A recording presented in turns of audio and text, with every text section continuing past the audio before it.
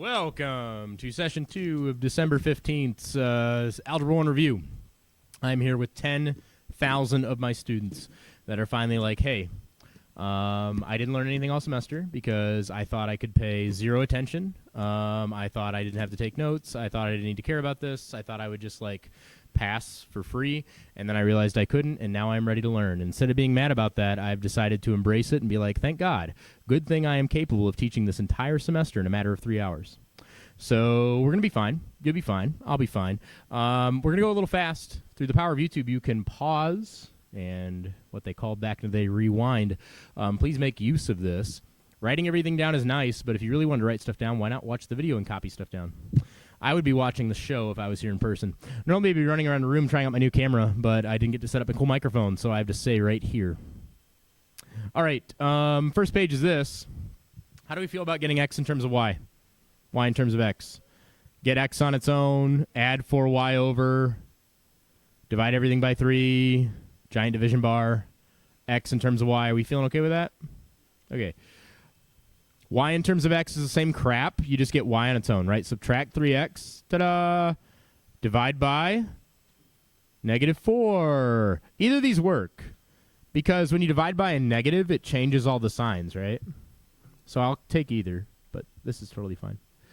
This one is really easy. Ignore all of this. Give me numbers that work. Well, if q is 1 and p is 1, we get 3 minus 2 is 1, right? So that works. I found other answers that were nice by using delta p and delta q. What are delta p and delta q? Well, if we add a little bit onto q and add a little bit onto p, we want this equation to look just like the original. Like, what can we add on that won't actually change the answer is what we're trying to say, right? See, if we add on 2 and 3 to our answers, we still get 1. 9 minus 8 is 1. So delta q and delta p were 3 and 4. You can see that from, 2 and 3. You can see that from here. Here's the proof for it, though. See, if I add a little bit on, and I know these two have to basically go away to get me the original, I know I need 3 times 2 and minus 2 times 3 to go away. So delta q is 2, delta p is 3. It's these guys, kind of, right? One of the signs change. You can find nasty answers if you want. I don't care. Like Lexi was like, what about 4 and 11 halves? That works. What's 3 times 4? 12 minus what gets you 1? How do I make that 11? 11 halves. Stop thinking in decimals. I'm right about this. Just embrace it, okay? You're like the kid that's like, I just won't use negatives. It'll be fine. I don't need those when you're in 3rd grade. And it's like, kid, do I have bad news for you? Okay, next page. Use elimination or substitution on this. I don't care. It's fine. We didn't know what that was here, which is why they don't tell you that. But yeah, find numbers that work, right? The way to do that is elimination or substitution. What's substitution? This is substitution. Get x on its own. Do you see how I got x on its own here? Subtracting 2y over? Yes? Matthew, do you need goggles? No. If you need glasses, I can get you glasses. I've done that for kids in the past. I have friends that have lots of money, and we can get you glasses. We can get you a free eye test. Do you actually need glasses? Okay, because I do it for 5th graders. I can do it for you. If we subtract 2y, we get this. And then we substitute it into the other equation for x. That's what x is. X is all this crap. I replaced it down here in parentheses. For the love of God, use parentheses. I distributed, yada, yada, yada. I get one variable. Y is 7. After I know y is 7, I know this is 14. So 10 minus 14 is -4. I win. That's substitution. We feeling okay? No? Okay. Do you just need more time to write stuff down? Is that why you don't feel okay? All right. Here's my advice. Don't write stuff down. You know I can just copy these at the end and give them to you, right? You just got to remember to ask. Understanding. If you're doing this the entire time and you're not thinking about what it means, your notes won't make any sense to you, which means you spent all class copying down notes that you don't understand. It is much better to sit here, have no notes, but get it, and then write things down as you go that's like, ooh, I need to remember that one little thing. Or, better yet, get the notes from me at the end. All right, cool. So here's the idea, Matthew. I got x on its own because it looked really easy, and I plugged it in here. That's called substituting. Then I distributed. Hey, look, it's all one variable now. That's why that was a good move. I used to have 2 variables, right? Now I have all y's. I can solve for y. After I get y, I can use that, plug it in here, here, here, I don't care, to get x. If I plug it in here, I get 10 minus 14. X is -4. Winner. All right, next page. Everybody seems to be able to do A and B, but they are confused about C. C says y in terms of x. Can somebody explain to me what y in terms of x is? Emma. Yeah, a lot of stuff with x in it, right? Is this y in terms of x? What is this? Try again. Try again. Do you all need glasses? Emma needs a second pair. Y in terms of t, yes. Good. All right, so what we're going to do is this. Do you see how I know x in terms of t? Do you see how I know x in terms of t? I can rearrange that to get t in terms of x. Subtract the x, add the t. It's kind of trippy because they look so similar. But I just added t and subtracted x. After I know x and, t in terms of x, I can replace t with x. I replace t with the stuff that x is. See how I replaced t? Used to be 3t minus 4. And I wrote 3t minus 4. T is this stuff. Hey, look, it's y in terms of x. Did it. Distribute or not, I don't care. It's y in terms of x, isn't it? Cool. Down here, what did I use? Elimination. I did it because I saw, Harper. I did it because I saw that negative 7y plus 7y gets eliminated. That's how I knew it was a good move. Because y is eliminating y a good idea, because then I have one variable. If I know 5x equals 20, then x equals 4. If x equals 4, then this bottom one is 8 plus 7y equals 6. What do you add to 8 to get 6? Negative 2. So I know this part's negative 2. Negative 2/7 is going to be y. Would anybody like to see another example elimination? Okay. Speak now or forever hold your peace. At the beginning of last class, I made everybody do at least one on every page because everybody's like, oh, I don't need any. And in reality, they need a lot of them. I've seen your check sheets, morons. I know what you need. Okay, moving on. I won't hold your hands in this class as much. Tweedledee and Tweedledum. Yes or no? We have Tweedledee and Tweedledum in-house right now, actually. Here's Dum's weight.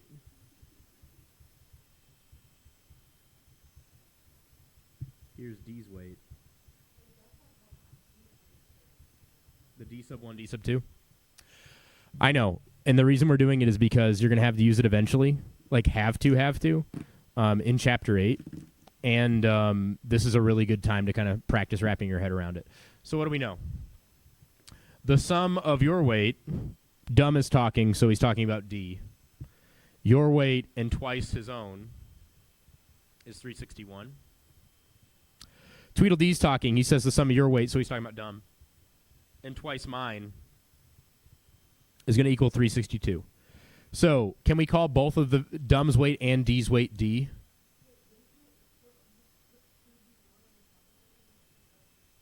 Yeah, thank you. I'm going to make mistakes, guys. I'm very highly medicated. I can't hear out of one of my ears. I'm hearing the words as they come out. Please watch. Normally I make mistakes on purpose to teach you things. I will do that, but I'm also going to make mistakes on accident today. All right, so fam, we can't just write D for both of their weights, right? Because they could be different weights. So since they both start with D, I wrote D1 for Dum and D2 for D. That's it. That's it. Okay? Just D1 and D2. Now, they want to know how much they weigh together and how much they weigh individually. We can get them weighing together pretty easily. Check this out.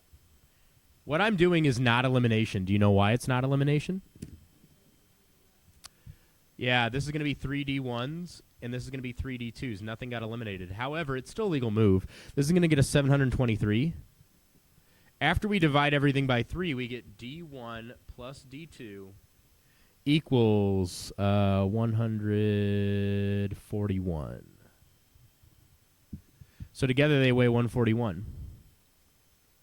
No, they don't. 241. Sorry, 3 times 2 is 600, 3 times 4 is 120, 3 times 1 is 3. So 600, 120, and 3. All right, so now how do we find individually? Well, now we actually need to do elimination or substitution, right? It's up to you what you would like to do. I'm going to switch over to camera 1. And do it on the board. That's where this really comes in handy. All right, and now I have to be like a YouTuber in modern YouTube and hold a mic while I'm talking instead of using a lavalier. Welcome to my channel. Like and subscribe.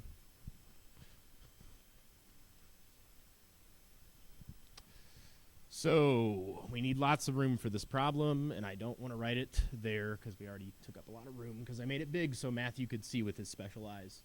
And Emma could see with her special eyes that she already has glasses for, but apparently don't work. All right, so let's do this. Leave a comment if you agree or disagree. It's good for the algorithm. We know this. D2 plus 2D1 is equal to 361. Am I correct about that? Good. And I know D1 plus 2D2 is equal to 362. That is correct as well, right? Okay, good. Awesome. So we can use elimination or substitution here. What is your preferred method, audience? Substitution. Yeah, I knew you were going to say that. Sorry, sucks to suck. All right, D2 is equal to 361 minus 2D1. Are you seeing where I got that from? If you don't yet, you will now. This is the red equation, and this is the red equation modified. What did I do to get from there to there? I subtracted I subtracted 2D1s from both sides, right? Cool. Now I have D2 on its own, which means I can take all this stuff that D2 is and replace it here in the other equation. If you plug it back into itself, it's not illegal. This is totally a legal move. You can do this. It's just not super helpful. If you plug this in here, you get 361 minus 2D1 plus 2D1. So that's just 361 equals 361. True, but not helpful. We want to find D1 and D2. If we plug it in down here, we get D1 plus 2 times whatever D2 is equals 362. Hopefully I'm healthy enough to set up my big microphone that picks up the whole room tomorrow. This is really annoying. I like having 2 hands. All right, now we're here. Hey, look, that was a good move. Why? Why is this a better move? Why is this equation? Yeah, this equation looks grosser than this equation, which is where it came from, right? But this one has one variable, so hooray, we can solve for that. So I have D1 plus 722. Nope. Yeah, 722 minus 4D1. That's 720 plus 2, yeah. And this is 362. Are our variables together? No, so we should get them. Are we going to add 4D1 over here? Say no. Please say no. Good. Why? They're already on the same side. If I was moving it over here, sure, add it here, add it there, right? But it's not across the equal sign. It just says take this minus this. We get negative 3D1. We're adding 722, and that's going to get us 362. Yeah, I sure hope it does. We need a negative number to add to this to get lower. Fam, our variables are on one spot, so we might as well just do this. We know it's going to be negative, right? So negative what and 722 gets us 362?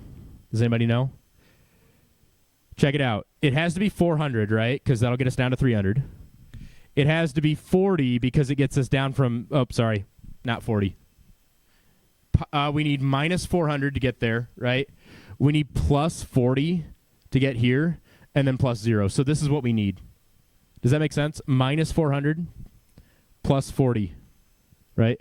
Negative 360, yes? Okay, cool. So we know this part has to be 360. Negative 360. Right? Negative 360 plus 722 is going to get us 362. Hey, look, D1 is going to be, after the negatives divide out, 120. So dumb, or is it D? I think it's dumb. Dumb weighs 120. And D's is going to be this, right?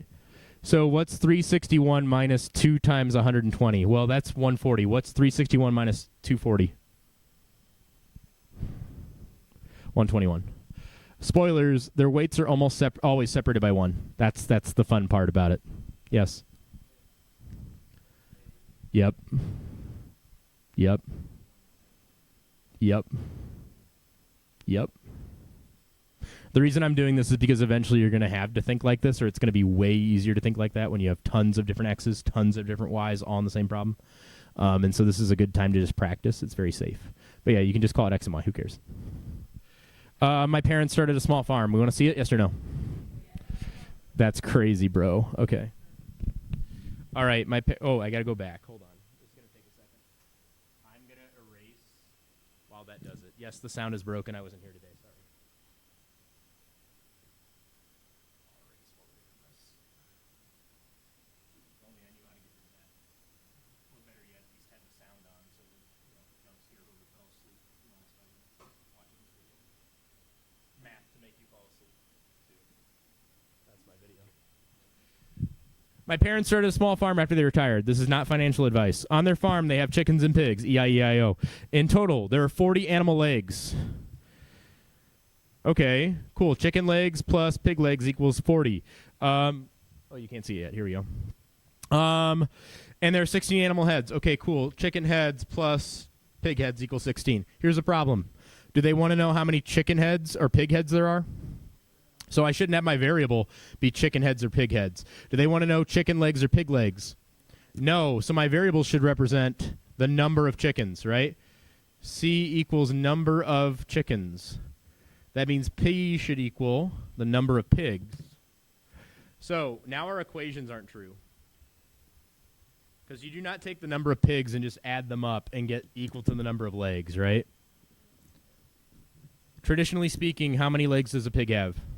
So 4 times the number of pigs and 2 times the number of chickens get us legs, yes? How many heads do they have traditionally? 1, so this is actually fine, right? Heads are equal to the number of animals. Let's do elimination for this one since we did sub on the last one. Fam, we want to get chickens, right? So what if I times everything by 2 and subtract? Well, that would get rid of chickens and I'd find pigs. That's fine, but what do we want? We want chickens, so we should probably get rid of pigs and find chickens. So let's times everything by 4. Are you smelling what I'm stepping in? There are ways of doing things that are different, but here's the quickest way. If we times everything by 4 in the bottom, which is legal because it's an equation, now when we subtract them, we eliminate pigs, and we get negative 2c equals negative 24. Do you see how this left us with c? That's good because we don't care how many pigs are in the farm. All we care about are chickens, so it's much better to be left with c than p here.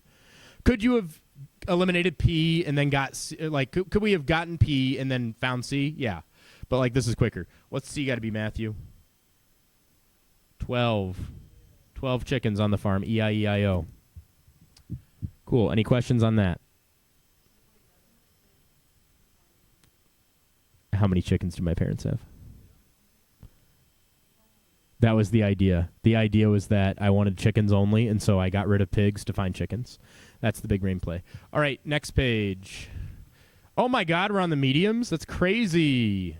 Wow.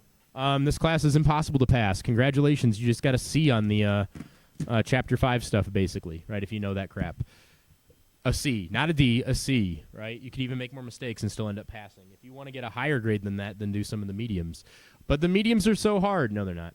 Find 3 different ordered pairs that work here. Now, here's the problem, okay? Normally, you wouldn't be able to find 3 different answers because they're different equations. But what do you notice about these equations?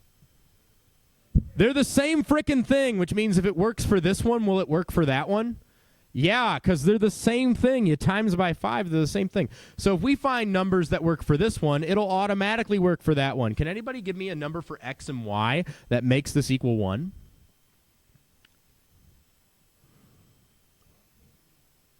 What do you mean you can't read it? Put your glasses back on. Oh, my God. Hi, my name is Mr. Mack. I'm the math teacher at the Polo School for the Blind. Something like that. So if you're not afraid of fractions, this is really easy. We'll do that. So what if I did 1 for x? What's 3 times 1? Try again. 3. Fam. 3 minus what gets you 1? So we know that 7y must equal 2. I know you said something different, Emma. 7y equals 2. So, Matthew, what do you times by 7 to get 2? Nope. What do you times by 7 to get 2? Try again. Nope. Fam, check this out. I need 2 over 7. Do you know why? This says divide by 7. If I plug it in here, I get 7 divided by 7. What's 7 divided by 7? 1 times 2 is 2. Do you see how I need to divide by 7 and get 2? It's 2 sevenths. You really need to start thinking this way because it's going to make your life a lot easier. I know you guys are like, but I love decimals. Okay, cool. Tell me the answer in decimals. You fool. All right, cool. What if it was 2, though? Now we've got 6 minus 7y equals 1. 6 minus what gets you 1? 5. Thank you. So that means we know 7y has to equal 5. What do you times by 7 to get 5? Well, you definitely want to divide by 7. Yep. Divide by 7, get yourself 5, right? 5 sevenths. Nice job, Matthew. What if it was 3? Well, then we have this. So 9 minus 8 is 1. So we know 7y has to equal 8. It's 8 over 7. Yeah, you'd be going a while before you found some nice numbers, but you could if you really wanted to. You would need a multiple of 3 that's 1 away from a multiple of 7. Yeah. Is it possible to find numbers that work for the top but not the bottom? No. You know why this is? It's because of the same equation. All right, I'm unzooming out. Deal with it. You have stuff in front of you. I didn't print it in Braille, though. All right, we have 2x minus 5y. Apologies to those that are actually blind out there. I know you can hear what I'm saying. I should have signed it, then they wouldn't have known. All right, so now we've got this. They're saying that, look, this works, apparently. If you plug in 1.2 and 1.1 here and here, it works. Okay, cool. How can we find answers faster? Do you remember earlier, Emma, how when we said if we take delta y and kind of delta x, that's what this is, after you change the sign, that you can find more answers for free? Yeah, so we can add 2 to the y value, and we can add 5 to the x value. Yes, you do need to change one of the signs. We will talk about that even more in Chapter 8, which is why I don't feel so bad that we talked about it in Chapter 5 and you all forgot it. But yeah, if you do that, you will find another pair of numbers that works for free really quickly. Even though they're awful numbers, you know they'll work. Yeah, and you can keep going. That's the idea. So what words do you want to write? I don't know. You figure that out.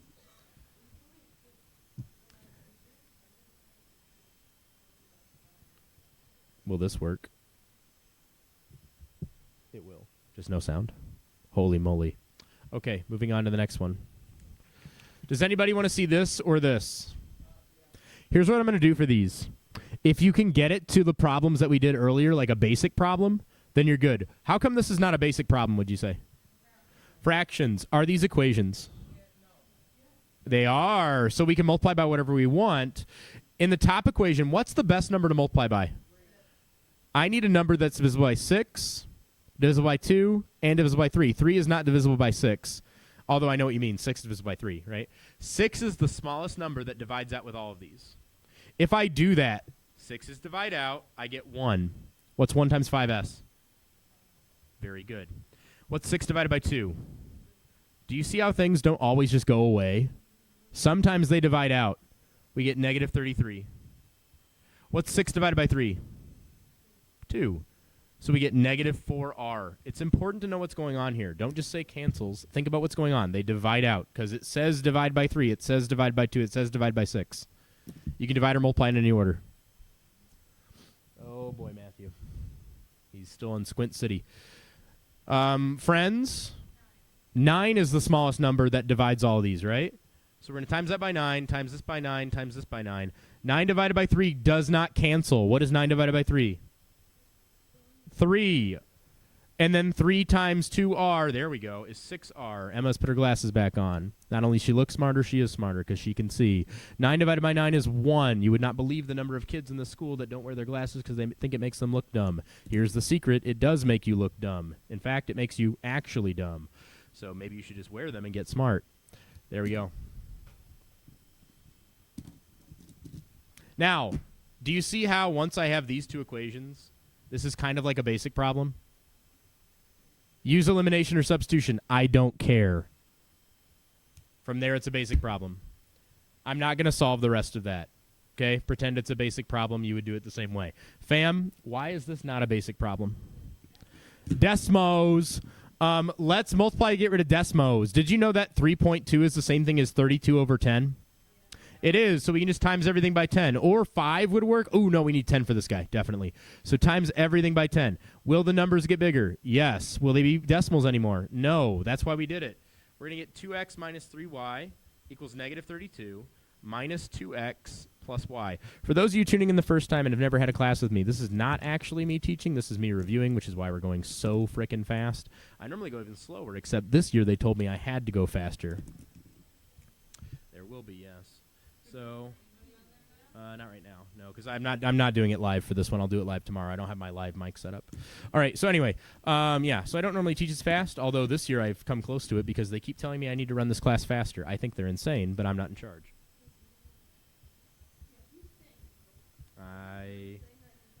No, I do not speak. No, you can ask people from years previous. I did not teach this fast. Okay. Well, I am not in charge, unfortunately. And I would like to keep my job, so there's that. All right, cool. So now let's get our variables together. In the first equation, I'm going to write this as 4x minus 4y equals negative 32. Did you see how I got there? If I add 2x to this side and add it to that side, I get 4x. That gets my x's all together. If I subtract y from the right side and subtract y from the left side, I get negative 4y's. Hopefully you notice we can simplify that in a second, right? So again, adding 2x to both sides, gone. Now it's there. Minusing y from both sides, now we're there. Did I goof?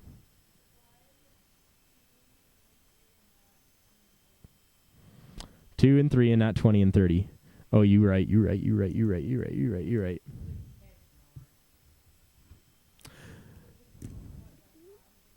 Well, hang on. So if we add 2x, we're going to get 22x's. That's disappointing. And if we minus y, we're going to get negative 31y. That's disappointing. Good catch, Mars. All right. Now for the bottom equation. We do get 10. We do get 6. We do get negative 10. We do get 88. This is a good time to remind you guys to check to make sure you copied this down correctly and you didn't goof like I did. Because you don't want to start this entire problem. It's going to take like an hour. And it'll take an hour because your numbers are really awful. So now we got 10x, 6x, negative 10y, and 88. Yep, that's good. If I subtract 6 over, I get 4x's. Add 10y over, I get 10y, and I get 88. So the bottom equation we can simplify, right? Let's do that. We can divide everything by 2 to make it a lot easier to work with. So this will be 2x plus 5y equals 88. You could do elimination here if you wanted to. What would you have to multiply by to make things get eliminated? The quickest move would be to times by 11 to everything in the bottom. But do you really want to times everything by 11? Probably not. Instead, what variable should we get on its own? In the bottom equation, we'll end up with 88 minus 5y all over 2. And if I plug that in here, do you know what cool thing's going to happen with this and this? It should be 44. Thank you. She's on a roll. These divide out. 22 and 2 divide out. Let me show you. We have 22 times whatever x is, and x is apparently this.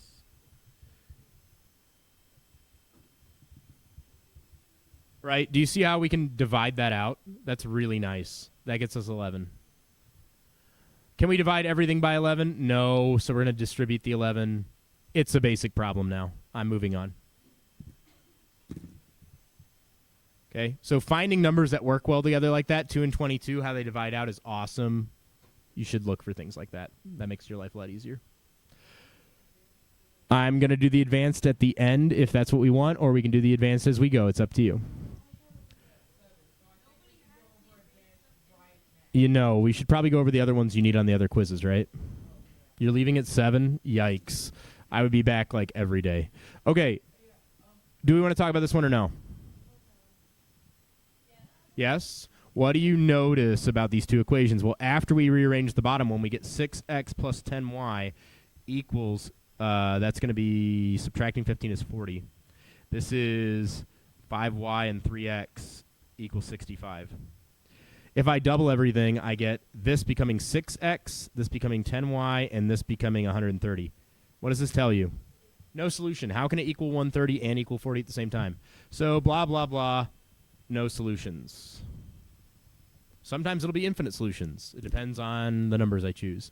So these are almost the same equation. You can get them to match here. But how can 6x plus 10y equal 130, but it also equals 40? There are no numbers that make that work. That's like saying, I want to go to Taco Bell, and the other person says, I want to go to Jimmy John's. There is no overlap there. I'm sorry. There's no common ground. Is a taco a sandwich? All right. Oh, I thought you were going to say you're sitting in your gut right now. I was like, that's a choice. Would not eat Chipotle before coming here. All right, fam, how come this is not a basic problem? Fractions.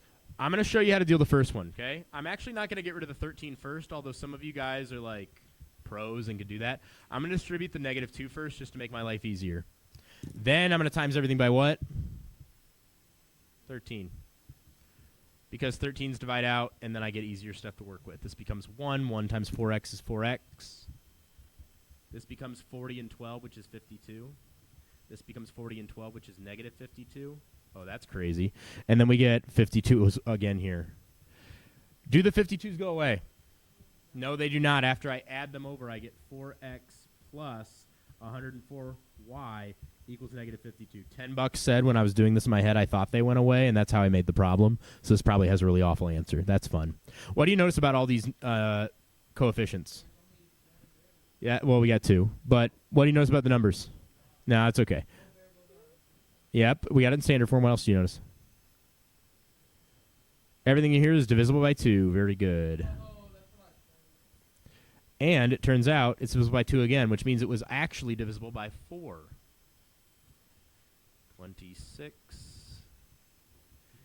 All right, do you see how the top equation becomes this? That's way easier to work with, yeah? You're going to do the same thing for the bottom equation. You're going to distribute the negative 5 and times everything by 13 to make it easier to work with. Once they're easier to work with, they'll be easier to work with. It'll be like a basic problem.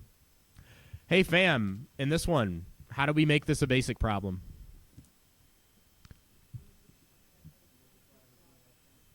It would take 100, or 10 for the top would be a good idea, but it would take 100 for the bottom. Here's another thing. You could double everything in the top. That'll get the job done too, right? Hooray for smaller numbers. What do you notice? Divide everything by 5, right? That's pretty easy to work with. That's one of our equations. In the bottom, we could times by 100. However, did you know what 3.75 is as a fraction? 3 3/4. So that means timesing by 4 would get rid of this, right? So what happens when you times 3 3/4 by 4? 12 and 3, so that's 15. Are you seeing that? So timesing by 4 will be easier. This will get us 120 and 32, which is going to get us 152. Oh, no. Thank you. Please let me know. 48 B's. There's a B. If we times that by 4, we're going to get 80 minus 4, which is 76. Oh, that's an equal sign. This we already said would become 15. 4 times 3 is 12. 4 times 3/4 is 3. Put them together, 15. And this is 40 and 16, which is 56B. After we combine all our stuff, we're going to get negative 8Bs. Didn't I lose A's somewhere? I did. This is 15 A's. And then I've got, here, I'll do this. I'll move this over by subtracting. So I have 15 A's plus 8 B's, and that's going to equal whatever this minus this is. It's going to be 80, and then that's going to get us negative 4, which is 76. Hey, look, here are 2 equations that we can play with. Much easier to work with, right? A is equal to 2B. Replace A with 2B. How are we feeling? Cool. Anybody want to see these? Mars, what do you notice about these 2 equations? Yeah, if you times them all by 7, you get the same thing if you move it all around, right? Infinite solutions. If you times these up, are they going to be equal? No. You're going to times by 5 to everything. You're going to get 15. 3x minus 4y equals 15. And then if you times everything by 2, you'll get 6x. You'll get negative 8y. And you'll get 30. Is this the same as this? Sort of. If you add the 8y over, and you subtract the 6x, and you subtract the 30, they're pretty close, right? But are they the same thing? No solution. Yep, good. All right. Anybody want to talk about this one? Okay. What about these? Eric and Bob, green balls. Yes. The sum of Eric and Bob's. That's part of being in a group study. Okay. If you need more help with this stuff, you're going to have to come in and ask. Okay, on a different night. Eric plus Bob equals 9 times the difference of their weights. Okay. Bob is heavier than Eric. I read that later in the problem. So I want to do Bob minus Eric. Otherwise, I'll get a negative number. Think about it. 2 weights added together will not come out as a negative. So if I have this negative, it's going to screw everything up. Then I know the positive difference of their weights. This is kind of their hint to remind you, hey, you need to make sure that you subtract big from small. Is equal to 240 pounds less than the sum. Isn't this the sum? Is the difference the same as the sum, according to this? Which is heavier, the difference or the sum? The sum is heavier. So how do I make How do I make them equal? Add to the shorter or subtract from the smaller. It's up from you. Or sorry, subtract from the bigger, add to the smaller. Right? I'm going to subtract from the bigger. 240 pounds less than the sum. Hey, check this out. This bottom equation right here, if we subtract b from both sides, we get negative e equals e minus 240. Subtract. You could if you subtract these. I didn't do that yet. Yep, hold on. I noticed in this bottom equation, it just so happens these b's go away if you subtract b from this side and subtract b from that side. So b is irrelevant. I can find e immediately. I don't even have to do elimination or substitution. Right? B subtract, I get negative e equals e minus 240. If I move my e's together by subtracting them, what does e have to be? Therefore, e must be 120. So I know Eric's weight. Here's the problem. What do they want to know? Bob's weight. So why don't I plug it into another equation? If I plug this into the bottom equation, the b's are going to go away again, right? So I'll plug it in the top.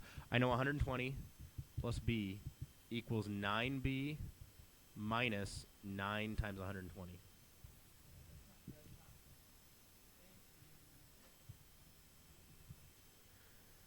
All right, let's get our b's together. If I subtract this over, I get 8 b's. If I add this over, I get 120 plus 9 120s. Are you seeing this? I'm not actually distributing that. I'm saying add that over. Why is this a good move? Emma, this is going to blow your mind. Pay attention. If I subtract b, it gets my b's together. If I add this over, I get this. A lot of you guys are like trying to figure out 9 times 120. Don't do that. How many 120s do I have here? Try again. 10 120s. So how much is that? 1,200. If I divide by 2, I get 600 equals 4b. Maybe you guys know this. What do you times by 4 to get 600? Try again. Yes. Try again. Nope. If you don't know, divide both by 4. We get 300 equals 2b. 150. Thank you. There you go. Balls. 5 green, 2 red. Okay? 5 green balls and 2 red balls. So if we times the number of balls times their weight, we're going to get 4 pounds. 1 green ball and 4 red balls equals 2 pounds. So again, weight per ball is G and R. I don't know what that is. G equals green weight. And I know R equals red weight. So if I have 5 of them, 5 times their weight will get me their weight. If I have 2 of them, 2 times their weight will get me their weight, and total they add up to 4. Are we going to have fractions here? Probably, right? Right, think about it. If we were the smallest non-fraction, right, we'd have 1 for both of these, we'd have 7 pounds. So they're going to be fractions. What do we want to know? This is the part that kicks everybody's butt, Emma. What do we want to know? Nope. 8 red, 8 green. However, if we did find 1 red and 1 green, we could add them up, right? And then times by 8. So this is another thing that we could be looking for. Cool. There's a really easy way to do this one. Check this out. Even better. Are you seeing it? G plus R, therefore, is 1. So that means if G plus R, that's this, is 1, what's the weight of 8 of them? 8.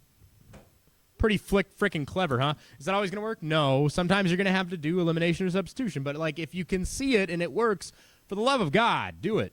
Please. Somebody locked back in just a second ago.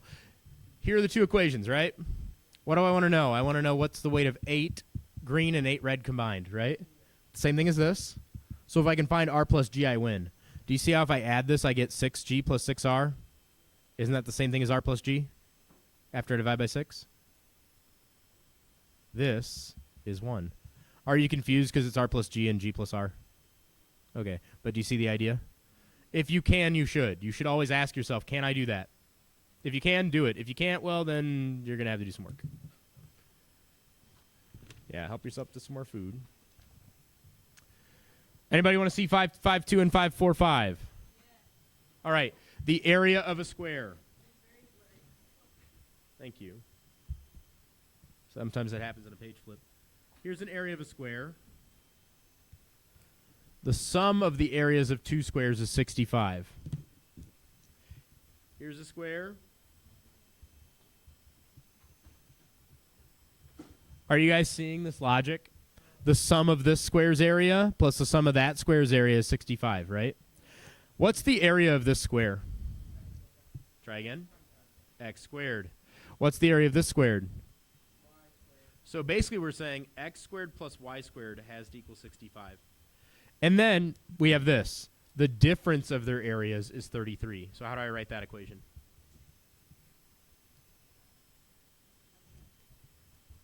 The difference of their areas is 33. Solve. You see we can do elimination, right? If I add them, I get 2x squared equals 98. So what does x squared equal? What times 2 gets you 98? Try again. Try again. Fam, 2 times 50 is 100. So 2 times 49. Yeah, 49. Got it on the third try. It's going to be 49. So x is 7. So what's the perimeter of this square then? The perimeter, if x is 4, what's the perimeter of this square? 28. It's 7, 7, 7, and 7. Perimeters all the way around, that's 28. We want to know the sum of their perimeters, right? So now we got to find y. Here's how I can do that. Check this out.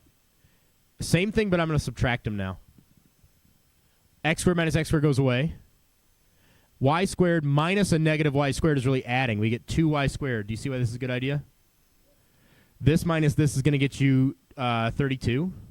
What do you times by 2 to get 32? So y squared must be 16. What is y? 4. What's the perimeter of this guy if its side length is 4? Try again. 4, 4, 4, and 4. We're talking perimeter now. It says find the sum of their perimeters. So I need to know the perimeter. 4 plus 4 plus 4 plus 4. That's perimeter, yes? 16. It happens that the area is the same as the perimeter. That's kind of weird. So the perimeter of this one is 16. Right, perimeter of this one's 28 because x is 7. 7, 7, 7, and 7 is 28. 4, 4, 4, 4 is 16. Their total perimeter then is going to be 44 if you add them up. Luckily, this isn't the first time you've seen this problem because you all have been doing the homework.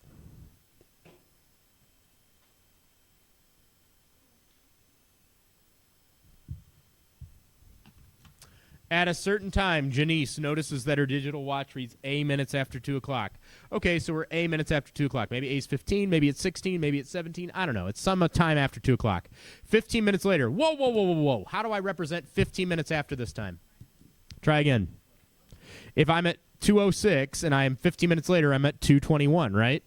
So I'd add 15. And now it's B minutes after 3 o'clock. All right, so that's not B. Because if it's B, that means B minutes after 2 o'clock, right? So if I'm after 3 o'clock, I'm 60 minutes later and B minutes after. Are you following me? A certain amount of time after 2, 15 minutes after that, is the same as an hour and some minutes later. That's what she's saying, yeah? So now I've got that. She is amused to note that A is 6 times B. Well, that's pretty easy. She literally just told you the equation. A is 6 times B. We want to know what time it was when she looked at her watch the second time. Fam, what's our method? Try again. A is 6B, so just literally write 6B plus 15. Whoops. Equals B plus 60. We get our B's together. I got 5B plus 15 equals 60. Fam, what do you add to 15 to get 60? 45. What times 5 is 45? 9. So what time was it when she looked again? 3:09. I'll slow down and hit again. Okay? If you're trying to write stuff down, there's no hope. If you're trying to understand and you just watch, you'll be fine. A certain amount of time after 2 o'clock, right? However many minutes. 15 minutes later. Are we seeing that? This is an hour and some minutes later, because now she's talking about B minutes after 3 o'clock, right? We replace A with 6B, and we do elimination or substitution. I use sub because why wouldn't you? Looks pretty subby to me. The reason I knew how to do sub, Harper, is because, look, we have A equals something, and that's really easy to just switch out, which is what I did. Bye. I'll post the video on Classroom and email you so you can watch it. Bye. I wish I could be uploading the last video while I'm doing this, but my tiny little computer is not powerful enough to do that. Okay, questions on that one? Feeling better? Better is all we're going to get, guys. We're not going to get full understanding here. Understanding takes time, which is why I taught you guys this stuff over like a week or two. And then asked you to do the homework and then have questions about it, which you totally did. Now we're getting to the one Lexi wants to see. So we're doing it. This is something we were going to learn today, but I was gone. So it's still fair game because we're going to learn it now. How do you tackle a problem like Maria? Here's the idea. I'm going to pick two equations. In this case, I'm going to pick these two, first and third. I'm going to write those down over here. Why is this a hard problem? There's 3 variables, so if only there was a way to reduce it to 2 variables, if there was a way to reduce it to 2 variables, we'd have a problem like we know how to solve, right? We know how to solve a problem like Maria. I chose these two because if I eliminate by adding, I'm going to get negative x, nothing, 3z equals 20. And that's as simplified as it can go. So now I have one equation with 2 variables. I'm going to write that down over here. What I need now is another equation that has x and z in it. Because once I get there, I win, right? I know how to solve a problem like that. So the second and third wouldn't be too bad. You have to get the same variables as this, though. So see how earlier we got rid of y? I have to get rid of y again. It does no good if this is x and z and this is x and y, right? So what we need is another equation.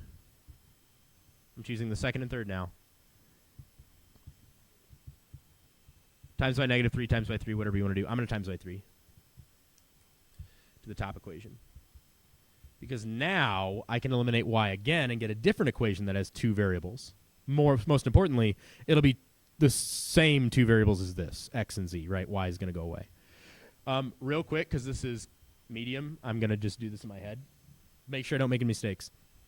Negative 9x's, add on negative 2. That's negative 11x's. This is 3y plus negative 3y, which is 0y. That's why we did it. Then I get 15 plus another z, which is 16 z's. Sorry, those of you listening with headphones.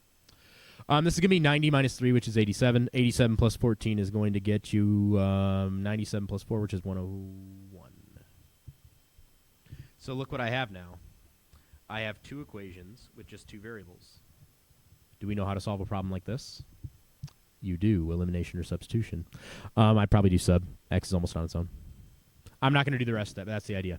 This will allow you to get one variable.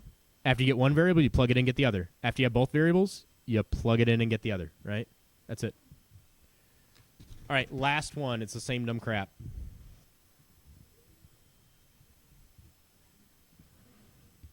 I think I'm going to choose the first 2 and the second 2 again. I'm going to eliminate y. Do you guys see it? Again, if you want to write stuff down, I would just watch the video later and then pause and write stuff down. You're not going to get to use this on the test anyway. I'm going to times everything by 2 here. Make a little note of that. That's negative 2x minus 2y plus 8z equals negative 12. When I add them, I eliminate x. So I get negative 7y, 11z's equals 13. So that's going to be one of my equations. That means I need another equation that doesn't have x in it, right? It just has y and z, and then it's a basic problem. So why did I choose these last 2? Well, I just times it by 3 now. Times by 3, and that'll get eliminated. I get negative 3x minus 3y plus 12z equals negative 18. And something really cool is going to happen here that you probably didn't notice earlier, which is really going to make your day. What? I know. Thank you. Now I'm revealing it. If we add these, it gets rid of x, which is what we wanted to do, right? We're going to get another one with y and z. What else does it get rid of? I asked the questions. What else does it get rid of? She doesn't get the joke. Yeah, it gets rid of y, the variable y. Thank you. These add together and it goes away, and we get 11z equals negative 22. This is really good news, because that means z is going to be negative 2. So here's the other equation I have. If z is negative 2 sub, right? So that's negative 22. So we have this. What do you take away 22 from to get 13? 30. 35. So we know this part's 35. So what does y have to be? I love when you get one for free, right? Now that I have both of these, I can solve and find x, right? Let's use this equation. Negative x, is this visible? No, it is not. I'm going to use this equation right there. Negative x minus whatever y is plus whatever 4 times z is equals negative 6. Z is negative 2. Y is negative 5. Negative x plus 5 minus 8 equals negative 6. Negative x minus 3 equals negative 6. Fam, what minus 3 gets you 6? Try again. 9. So we know negative x equals 9. So what does x equal? Negative 9. Negative version of negative 9 is 9. Hey, look, I found all 3 that work. I love when it does that, right? That was so nice. That was so nice. Okay, cool. Spicy really quick. Emma, check this out. Check this out. Check this out. Emma, check this out. What do you notice?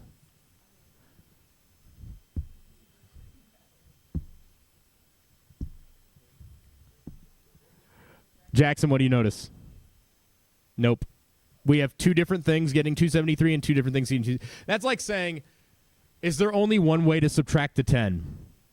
No, there's lots of ways you could get 273. That's plausible. But I like what you were thinking. What else do you notice?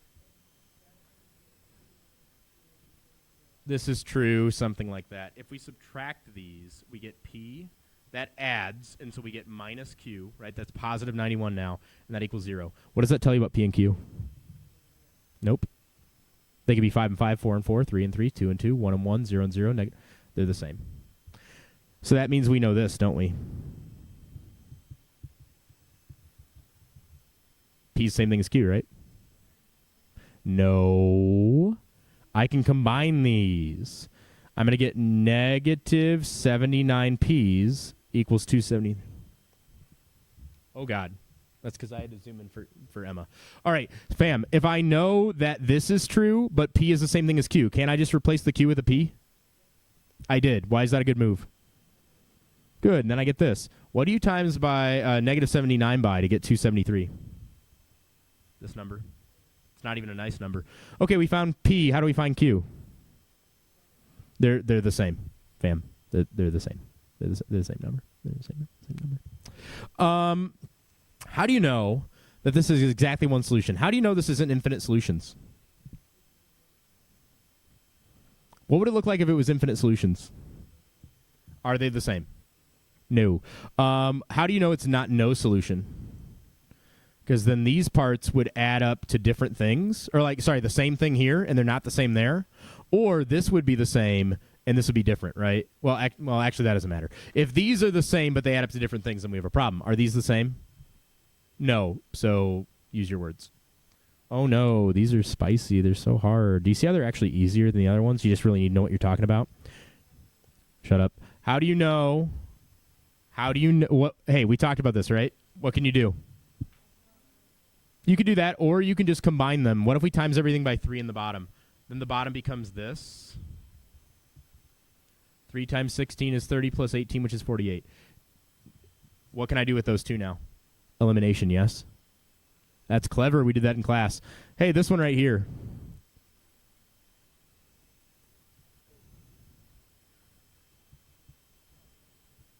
I know. So this becomes x plus 9y equals 21. And this becomes 10x minus y equals 28. I'm going as fast as I can. Just don't pay attention. Take a brain break. Fam, now I can solve this. What if I told you x was, let's say, 3? Like, we got to the end of this and x is 3. That means 3 equals the cube root of r. What is r then? No. What is r? What do you cube root to get 3? Try again. 3 cubed. What is 3 cubed? Do I know that this is 3 for real? No, I just guessed. But, like, do you see the idea? Right? What if I said y was, I don't know, 10? That means 10 equals the root of s. What does s equal then? Therefore, s equals what? What do you root to get 10? 100.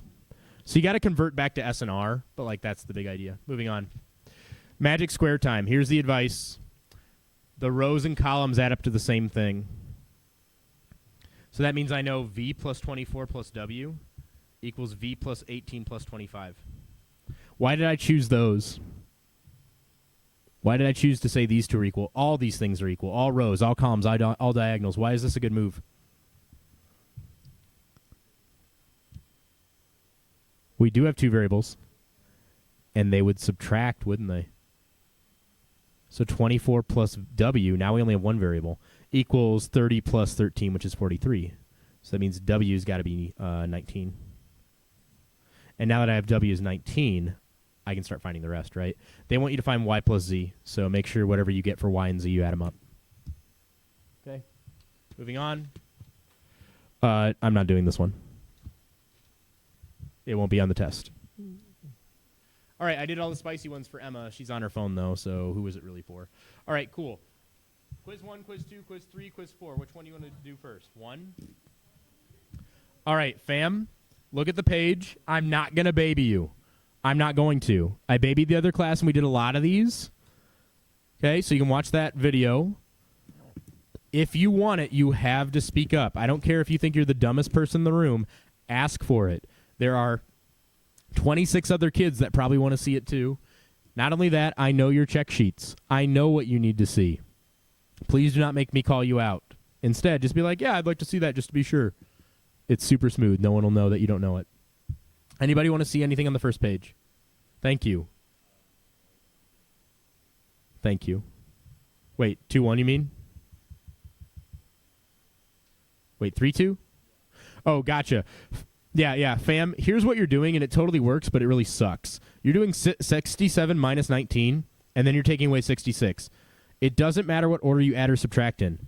What is 67 minus 66? It's 1. It really doesn't matter if you rearrange the equation like this. Do you see how 66 is still negative? Do you see how 67 is still positive? You see how that's still negative? It's the same thing. But now you can do this and get negative 18 way faster. Over here, I would probably do 22 minus 225. Yeah, you got to pay attention to the signs and get negative 3. And then I would do this and get positive 2. Looks like negative 1 to me, yeah? If you don't ask silly questions, quote unquote, things that are this obvious, right, you'll never see it, and then you'll never do it. Please ask the silly questions. They're the most important ones. I don't know who invented the phrase silly questions or dumb question. It was probably some teacher. I have very choice words for that person. That is the most important thing to ask, because a tiny thing makes a huge difference. Please, for the love of God, let me help you. Yes. 141. Here's the problem with 141. No one reads, okay? First, inside parentheses. Second, expand. Here's an example. See how she had 2 times 8 minus 3? And she did the parentheses first? 8 minus 3 is 5, right? See how down here she had 2 times the quantity of 8 minus 3, but she expanded by distributing? I have to see both. So many people do one or the other and then don't do both and get it wrong. So, for example, the first one is 3 times, do parentheses first, 7, which is 21. If we expand, we get 3 times 2 plus 3 times 5. That's 6 plus 15. I sure hope it equals 21. It's the same problem, right? Down here, stop freaking out. 6 minus 12 is negative 6, and we're timesing it by negative 2. Is that positive or negative? Enough. I didn't ask that question. Negative 6 times negative 2 is positive or negative? Positive. Thank you. If you distribute, you get 6 times negative 2, and you get minus 12 times negative 2. Yes? So in total, we get negative 12 plus 24, which is, you guessed it, 12. I mean, I sure hope it does. It's the same problem. All right. Are we need any more? Good. Next page. Anybody? Is factoring a 4 the same thing as dividing by 4? No, do not tell me this is 30 minus 16. It's not. It's this. Do not simplify. Do not pass go. Do not collect $200. Okay? I want that. It said factor out of 4. Factor out of 4. Does anybody want to see the bottom problem? This one's kind of confusing because that should be a 7 here, not a 4. Whoops. All right, moving on. Next page. Knew it. All right. Yeah, I figured. Emma. All right. He's taking 24 and he's subtracting 7. If you make it a 7. That was my bad. And he's taking all this crap and he's subtracting 10 minus 3. Jackson, what is 10 minus 3? So he subtracted 7 for both sides. However, it doesn't work. Do you see how this isn't actually minus 7? It's minus 13. So what does he need to do? He needs to minus as if it's one idea. Or he needs to minus 10 and add 3, because minusing a negative 3 is the same thing as adding 3. That works. Either of those. Better? Better is what we're hoping for, guys. If this were actual class, I would go slower. We'd spend like 3 days on this. No one would pay attention, but like you would learn more. That's what the class was about. Anybody on page 3? Okay. Mars is like, I've seen all this. Mars, you can go home if you want, unless you want to ask specific questions. Okay. Does anybody want to? Okay. What does it mean? Yep, root 36. So we need this number, a multiplicative half. It's 6, right? Okay, cool. But what if you didn't know it, like this one? You could do this. Yep, it's 100, isn't it? You want to factor it in the numbers you do know the multiplicative half of. Yeah, that one's really easy. This one's 0. What about root 196? Let's pretend you don't know it. Same thing as multiplicative half, right? This is 2 times something because it's even. 2 times what? 98, very good. 180 plus 16. Do you know the multiplicative half of 2 or 98? No, so we should keep going. This is 2 times what? Come on, Jackson. He's going to get it in the first try. 49. Now, why is that nice?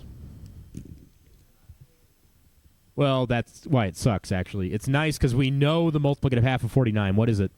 7. Square root of 49 is 7. And, hey, look, this shows us the multiplicative half. It's what? 2. And they are multiplying. That shouldn't shock you because that's that. Did we root everything? We did, so the root's gone. We just get 14. Turns out 196 is 14 squared. That's kind of crazy, kind of kooky, right? 13 squared is 169. Yeah. Jackson.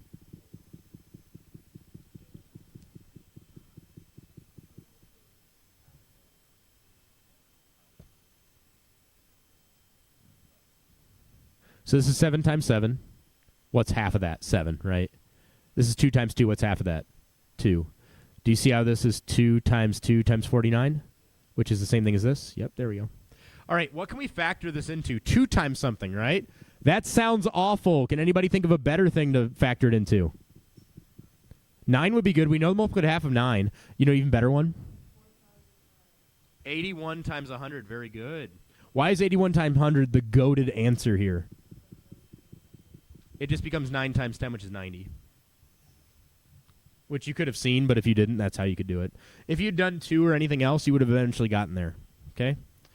Oh, no. We want the multiplicative third, right? So we want what? Yes. Root. I want you to cube root as much as possible. I want you to square root as much as possible. I want you to divide as much as possible. I want you to add as much as possible. That's what simplifying means. Fewer terms, right?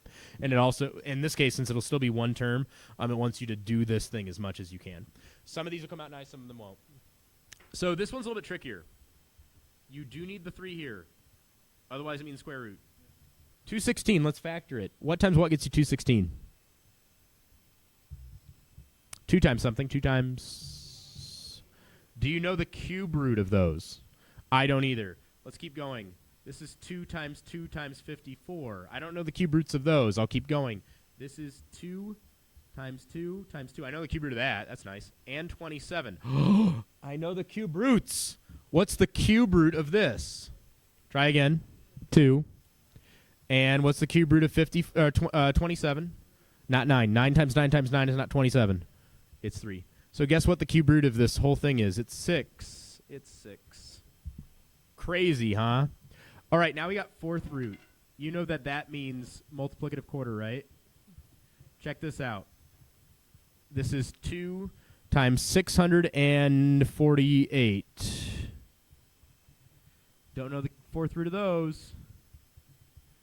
324. Are there faster ways of doing this? Yes, you could have done 4 and 324. That would have saved you a lot of time. 4, but that was confusing for first class, so I didn't do it. This is 150 and 12, which is 162. Hey, guess what? We're going to know the quarter of this, right?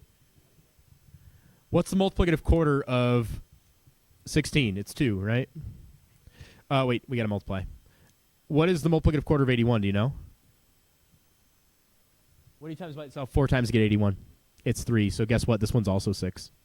That's crazy, huh? 6 to the 4th is 1296. How we feeling? Better? Better is what we were aiming for. Better is what we were aiming for. J-Boss should be here 5 hours ago, but yes, he will be here soon. Anyone want to see these? Good news. First night is always the fastest night. Second night, I just sit here and say, what do you want to see? And I go ultra slow.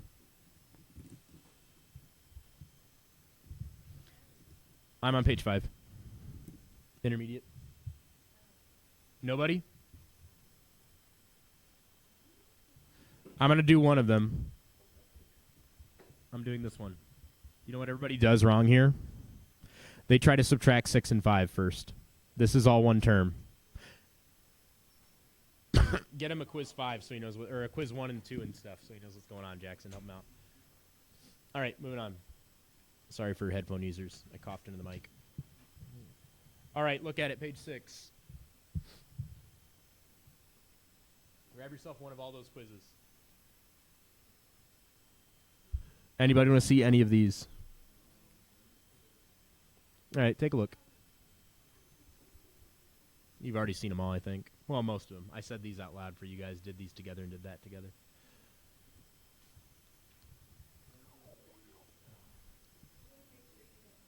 One, three, one. Fam, a lot of you guys like to solve it this way, and you can do it, but it's really bad because it kicks your butt here. Yeah? No. Fam, you could totally put these together and figure out what this is, and then you can check all of these, right?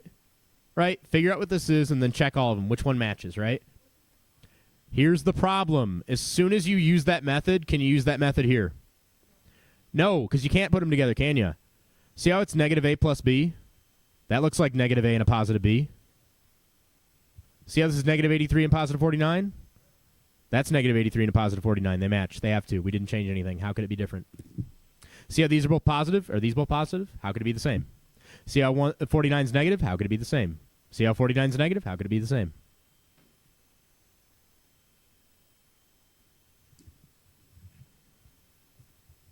The bottom one is 19. Here's why. How many terms do you see? Got them. 1. What makes things different terms? You see any plus or minus? Yeah, I don't. So we can multiply or divide in any order. Let's do 403 divided by 403. Do you see it says divide by 403? That becomes 1 over 1. It says divide, yeah. It says divide by 35. It doesn't care when you do it. So why don't we just take 35 and divide it by 35 and get 1 over 1? So now we've got 1 times 19 times 1. That's 19, yeah? Divided by 1 times 1. That's 1. Hey, look, it's 19. Everything divides out. Do not say cancel. If you do, you're going to make mistakes. There you go. Pretty funny. Pretty good. Pretty funny for a girl with glasses. All right. I don't want to talk about this one. I don't care. She expanded. Negative 2 times 5. And she did negative 2 times negative 3. What was the mistake she made?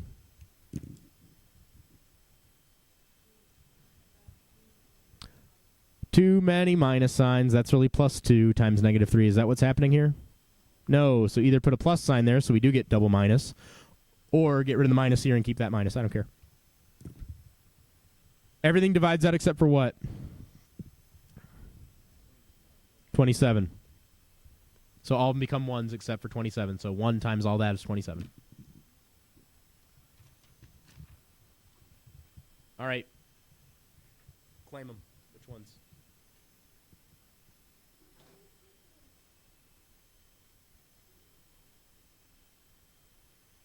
Remember, you really don't need to write everything down, because if you really want to, I can just scan these things and send them to you. Okay, cool. Negative 10 to the 6th means take it to the 6th power. What does it mean to take it to 6th power? Is this going to come out positive or negative? This is definitely going to come out positive. Think about it. It's negative. If I times it by another negative, it's positive. Now it's negative. Now it's positive. Now it's negative. Now it's positive. It'll be 10 with 6 zeros. We need a way to be able to say I want the negative version of 10 to the 6th. That's what this means. The negative version of 10 to the 6th. 10 to the 6th is this, right? So what's the negative version of 10 to the 6th? Try again. You're thinking too hard. This means take this number times itself 6 times. This means take 10 to the 6th and make it negative. Yes. Wah? Like here? Wait, here?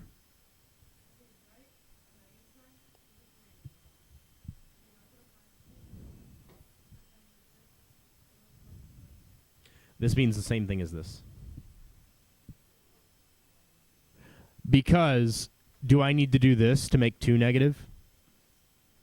This means I want what? The negative version of 2, right? So I want the negative version of 10 to the 6th. Putting a negative in front of something just makes it negative, right?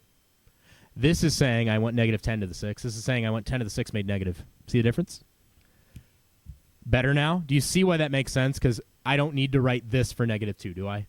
That'd be silly. This right here? This right here? Because I want 10 to the 6th make it negative means the same thing as 10 to the 6th negative 10 to the 6th. Are these the same thing? Sometimes you're going to encounter that. Imagine I said x was 2 and I wanted you to do this. Right? So we need to have a way to understand that. Does that make sense? Thank you. 3 to the negative 4th. What does it mean to do negative exponents? Divide repeatedly. So we're going to divide by 3 4 times. All right, we're going to the screen.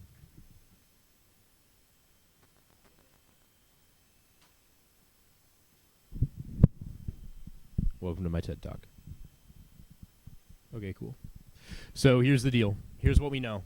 We know what regular exponents mean. They mean repeated multiplication, right? So that's this. Are we cool with this? Okay, cool. 3 to the 2nd, what does that mean?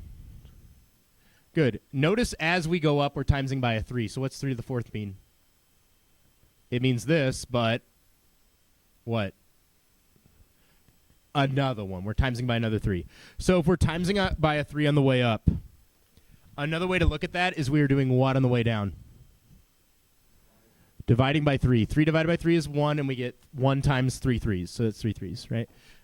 If we continue this pattern, it proves to us that 3 to the 1st must be what?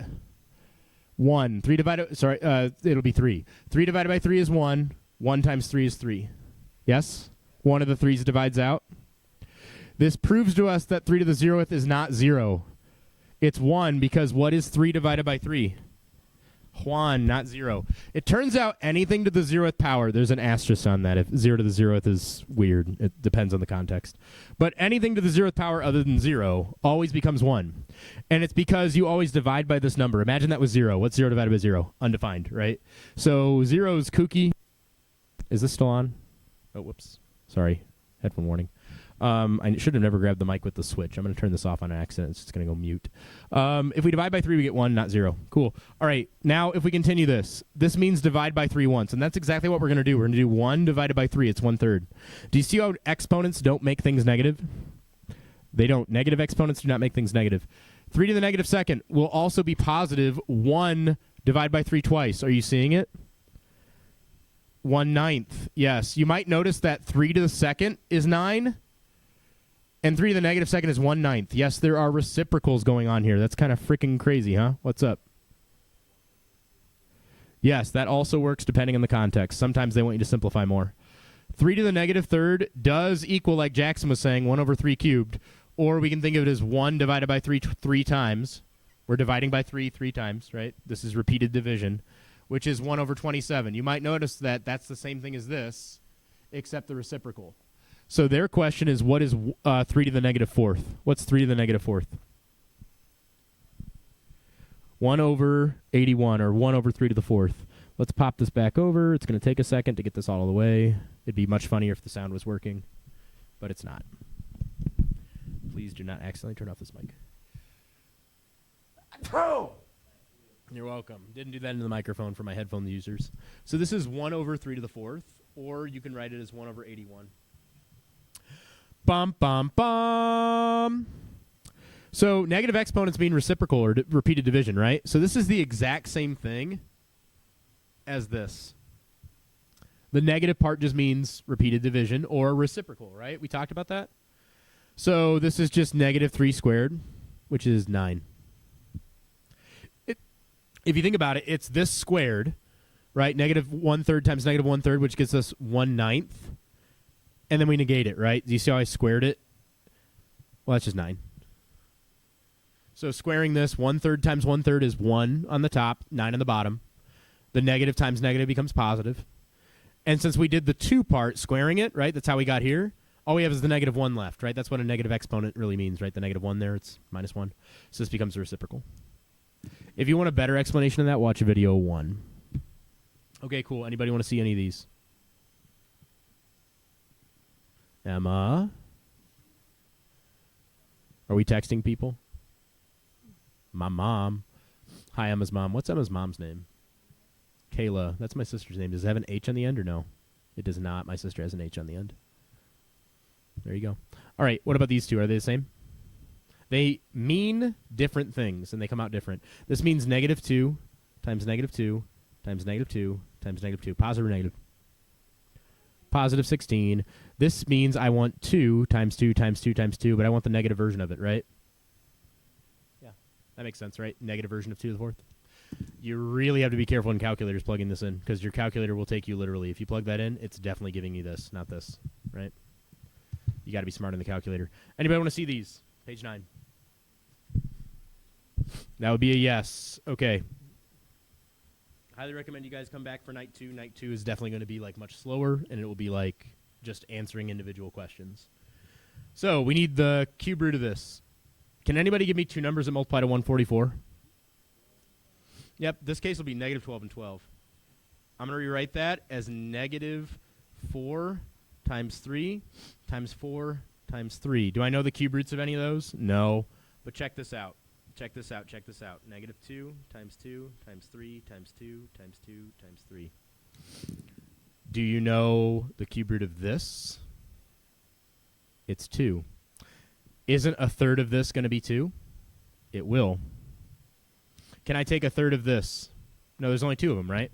Can I take a third of that? No, there's only 1 of them. Can I simplify these anymore? Can I break it down anymore? No, so I'm left with 2 times the cube root of everything left over. That's 9 times -2 is -18. By the way, this is the same answer as well. They're both the same number. So here's the idea. Break it down until you get groups of 3. Hey, look, a group of 3. It's 2. Hey, look, can't break it down anymore. No groups of 3. It's stuck. We'll do another example. This is 800 to the half power, also known as the root of 800. Give me 2 numbers that multiply to 800. 8 and 100. I love 8 and 100. Why do I love 8 and 100? Oh, no. I know. You got to yell at me, guys. I can't see this. The square root of 100 is what? Try again. 10. So now I'm here. Can I break down 8 further? Yes, I can. I can break it down into 4 times 2. Why do I like 4 times 2? I know the multiplicative half of this. It's 2. And yeah, they're multiplying when they get out. They were multiplying before. Why wouldn't they be multiplying when they get out? We get 20 root 2s because you can't simplify root 2 anymore. How you feeling? Okay, you got to break it down and take the square root, right? as much as you can. Fam. This looks really hard, but it's really easy. Are you ready? Emma wants to see this one. Did you know taking it to the 3/2 power is the same thing as taking it to the half power and cubing it? Do you see how these multiply to get 3/2? Why did I do the half power first? Because half power is going to make things small, and I know the half power is 16. It's what? So now I just need 4 cubed, which is 64. I win. Freaking wild, huh? It's freaking crazy. If you think about it, we're asking this question, which is 4, right? Whoops, sorry, you can't see it. We're asking this question. What's the multiplicative of half 16? But I want 3/2. So if this is 1/2, isn't this 2/2? Isn't this 3/2 then? 64. I'll say it again. Multiplicative of half 16 is 4, right? So if I wanted 2/2, like I wrote this, 16 to the 2/2 power, well, that's just going to be 16, right? Duh. 3/2, wouldn't that be this? Yeah. All right, 27 to 2/3. How can I think of this? 1/3 squared, yeah? 9. 1/3 of it's 3. 2/3 is 9. What's negative 1 to the 5th?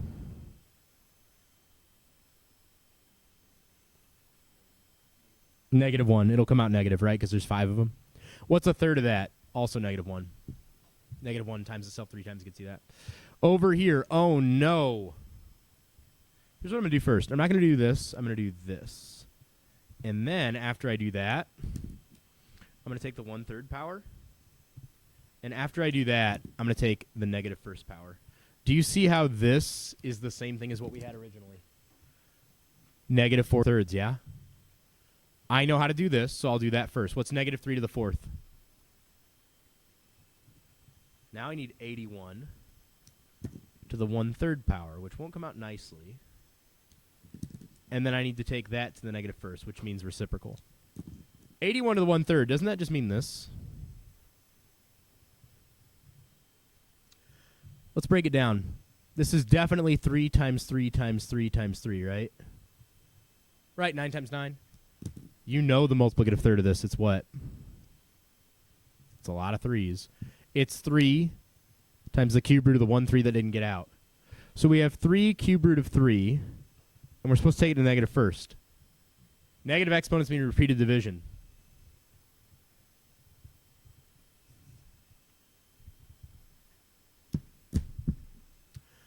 If you had, like, I don't know, 3 weeks to learn this, could you?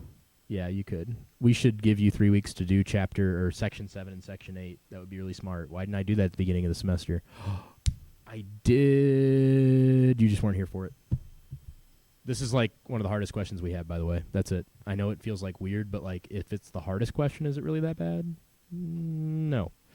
4/3 negative. 4th, 81. 1/3 applies to this. Negative first. Repeated division. Yes or no? Knew it. All right.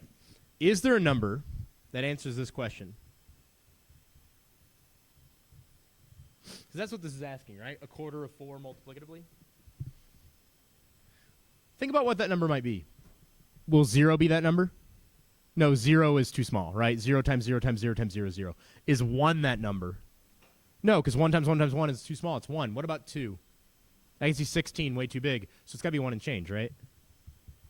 So yes, there is a number that exists. What about this question? Is there a number that exists that gets us this? Well, it's definitely got to be 1 and change, right?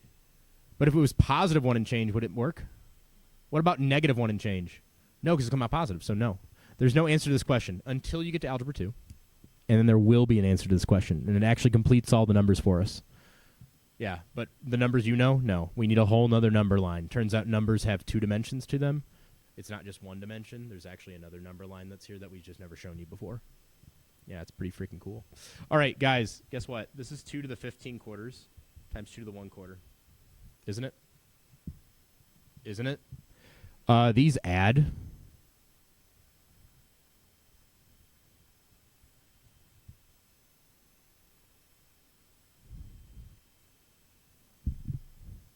If you're trying to write stuff down, it's going to be really hard. If you're just watching the show, you're going to be like Jackson and go like, oh, yeah, that makes sense. Highly recommend you just watch the show. If you want notes, I'm going to literally like scan this at the end. Okay? Fam, this is -3 to the 2/5 to the 10th. That becomes -3 to the 25ths. Right? 81 positive. Are you following me? This becomes 25ths when they multiply, right? And 20 divided by 5 is 4. -3 times -3 times -3 times -3 comes out positive. 81. That's 9 times 9. Well, we're nearly done. You want to see these? These actually really aren't that bad. These should be basic questions, but I wimped out and removed them from the basic because kids complained. So these will be fine. 600 is what times what?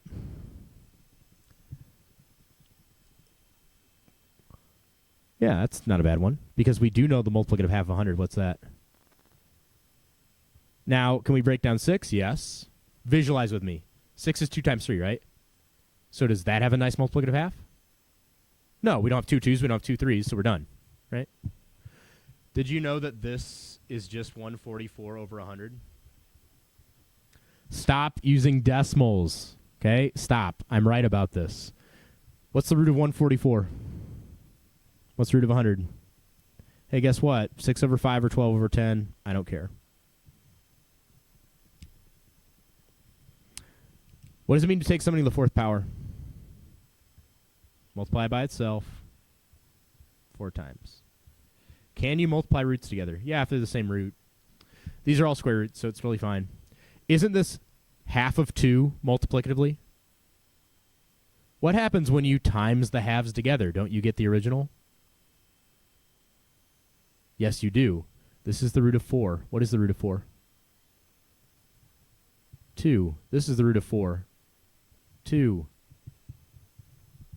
Makes sense, right? Right? You know that this is half of it multiplicatively. So if you times it by its other half, you're going to get the whole thing. That's the idea, right? Answer is nothing nice. It's 1 and change.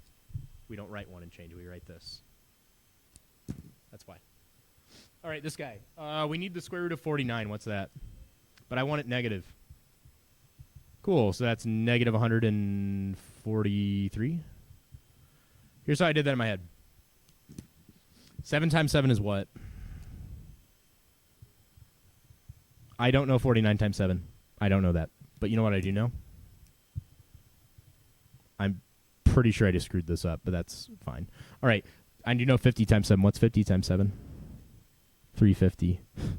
Yeah, well, the medication's wearing off, or it's getting worse. I don't know, one or the other. If 50 sevens is this, what's 49 sevens?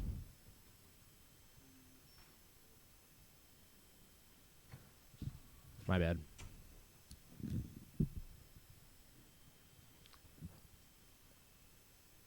Now what? Next page? Are we okay? Does anybody know the 5th root of 32 off the top of their head? What times itself 5 times gets you 32? It has to be like a super small number because like 10 times itself 5 times is massive. 5 times itself 5 times, if you do it twice, you're already at 25, right? So it's 2. It's 2. It's 2. 2 times 2 is 4. Times 2 again is 8. Times 2 again is 16. Times 2 again is 32. So yes, 5 2s gets you 32, so it's 2. Let's pretend you didn't know the next one, though. The 5th root of 243. Danger warning problem. Why is this one going to be hard to simplify? I'm down here now. This is where I live. I forgot to bring my green screen because I was sick, so I wasn't going to turn this on, but it's helpful when I'm doing these little hand things. All right, 243. What can we break it down to? You can't do 2 times something because it's not even. Does 3 work? 3 times what gets you 240? 80, right? So 80 gets you that, so 81 gets you the whole thing. Now, I don't know the 5th root of any of those, but don't you agree this is 9 times 9? So that's 3 times 3 times 3 times 3. I know the multiplicative 5th. It's 3. Yeah, you do that. You know that. How do I write this as a fraction? 1 over what? Negative 1 over what? Well, this is the tens place, so if the 1 was there, it would be 1/10. This is the hundreds place, so it's 1 over 100. This would be 1 over 1,000. Do you know the multiplicative third of -1? Yeah, you do. -1 times -1 times -1 gets you. Yeah. What do you times by itself 3 times to get you 1,000?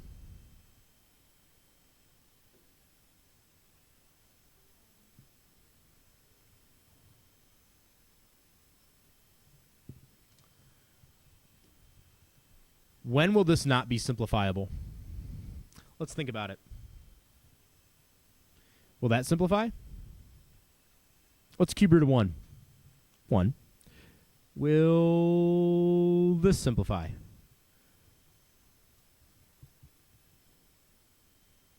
What's the cube root of this? I'm stuck, right? Oh, wait, you can't see it. I'm stuck, right? Can't do anything, so it didn't work. What about the cube root of 8? That simplifies, right? To 2. What about the cube root of 27? Well, that simplifies. When does it simplify?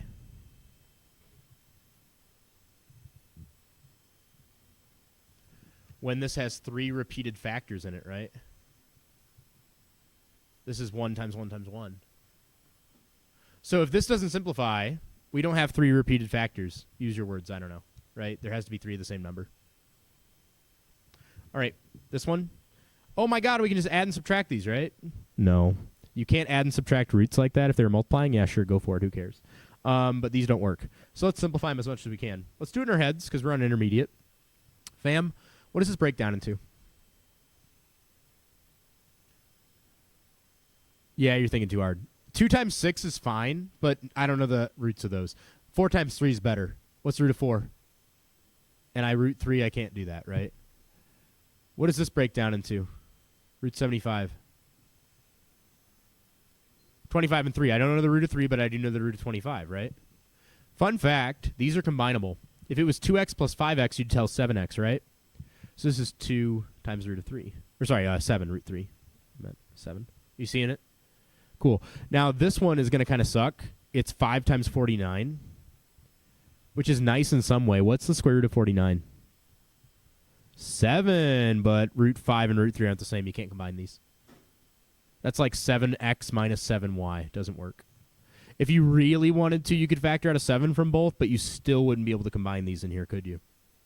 So, that's it. Oh, thanks. See how I factor out a 7 from both? You can do that, but did it combine? No, so you might as well just leave it here. The reason these combine is because they both have the same root, root 3s. I have 2 root 3s, I have 5 root 3s, I have 7 root 3s. Are you ready for this one? This one's super easy. This is 5 to the half power, right? How do I write that as a fractional exponent?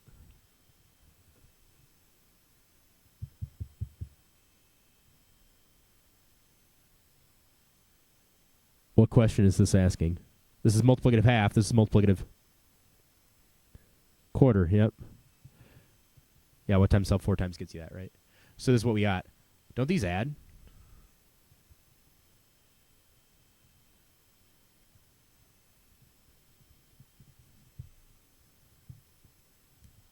Common denominators, right? 2 quarters, 1 quarter is 3 quarters. Oh, it's out of frame? Oh, no. That's a half, right? And they're supposed to add. What's a half plus a quarter? 3 quarters. X plus 3 quarters. All right, now we're on advanced questions. Yes or no? Cool. All right. Some of these are really easy, though. Here, look. I'm going to just show you. That's a separate term. Do you see that? This is all one term. So it's 9. Can I show you this one real quick? If you write out what it means, you won't make this mistake. A lot of people are trying to do 24 times 24 here. Why would you do that? This is all one term right here, isn't it? 3 times 3. So we have 9 plus 9. 18. Advanced doesn't mean hard. It means you just need to know your crap. All right, quiz 2, quiz 3, or quiz 4? All right, take a look at it. What do you want? Here, I'm going to get rid of this down camera here. I will once again forget it's not on. That's not a terrible idea, actually.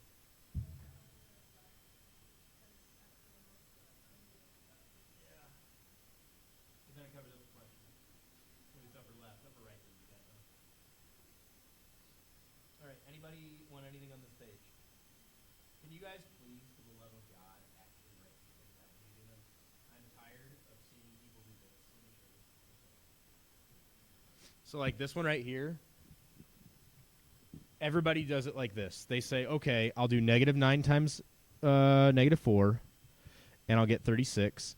And then they'll either forget or something, and then they might forget, and then or they don't, and they say this. Here's how you don't forget, and here's how you get better at doing harder problems, because these are super basic. You literally plug in for S and write parentheses. Now you won't forget your root, and you'll get it right. Also, you'll be set up for more advanced questions that have way more things. Like here, everybody just does this in their heads. Write it down. Is the answer going to be 9? No, it's 17. Wherever you replace S with, put parentheses and then plug it in. Oh, look, double negative. All right, anyone want to see 221? On God. Okay. I'm going to be less hand-holdy, I promise. Next page. Look at it. We sure? Okay. What about next page? I did a lot of these on the other video, but still, if you need to see them, we can do them. Please speak up if you need something. I know what your check sheets look like. There's no hiding.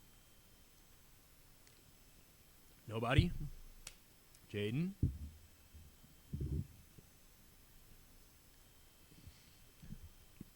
Okay. Now we're on to the intermediates. Yes or no? For the love of God, please do this. I know it's double parentheses. Stop crying. What is R in this problem?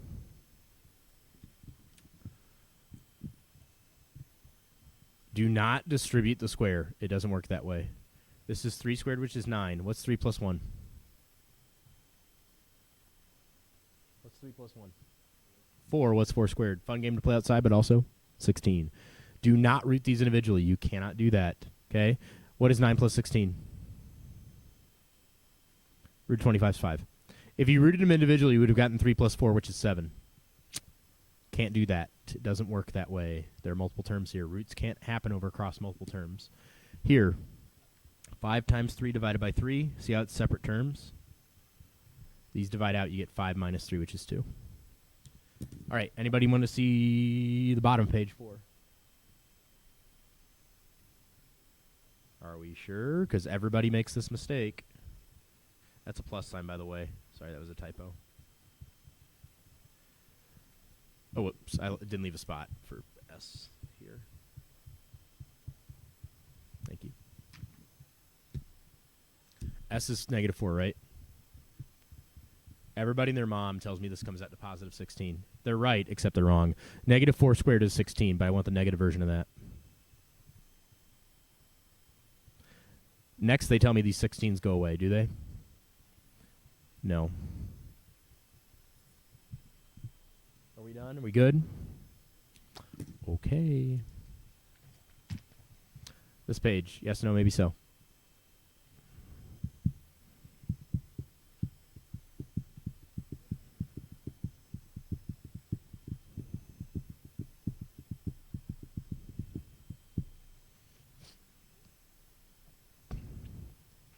Harper. You want to see these? Yes or no? So that's a yes. You can times first or divide first. I'm going to times first. The top becomes 8x to the 8th. Are you guys seeing that? The bottom is 6x to the 4th. It's saying simplify. It wants us to divide.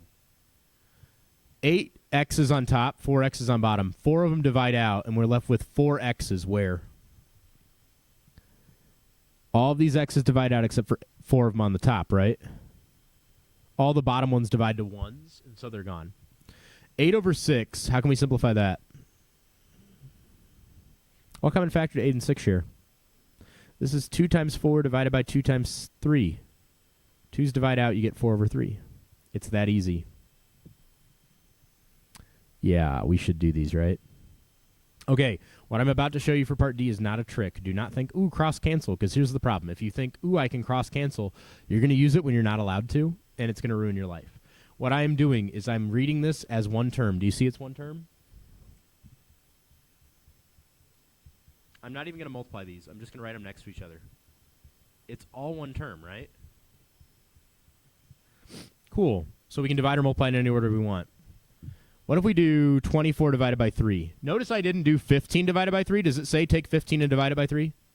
No, but it does say take this and divide it by 3. It's all one term. That becomes 8 over 1, doesn't it? Do not tell me that 5 divided by 15 is 3. It's not. It's 1 over 3, isn't it? How many t's on the bottom I have? How many t's on the top? So all of these t's divide out to 1s, except for one of these guys, right? So we get 8 times 1 times 1 times t, which is 8t. And on the bottom we get 3 times a bunch of 1s. Done. 224, yes or no? Come on. We're already dividing by x to the 5th, right?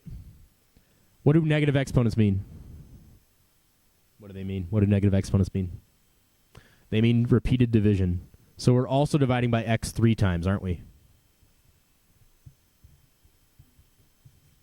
No negative exponents seen. This means this. Did you know dividing by a fraction is the same thing as multiplying by its reciprocal?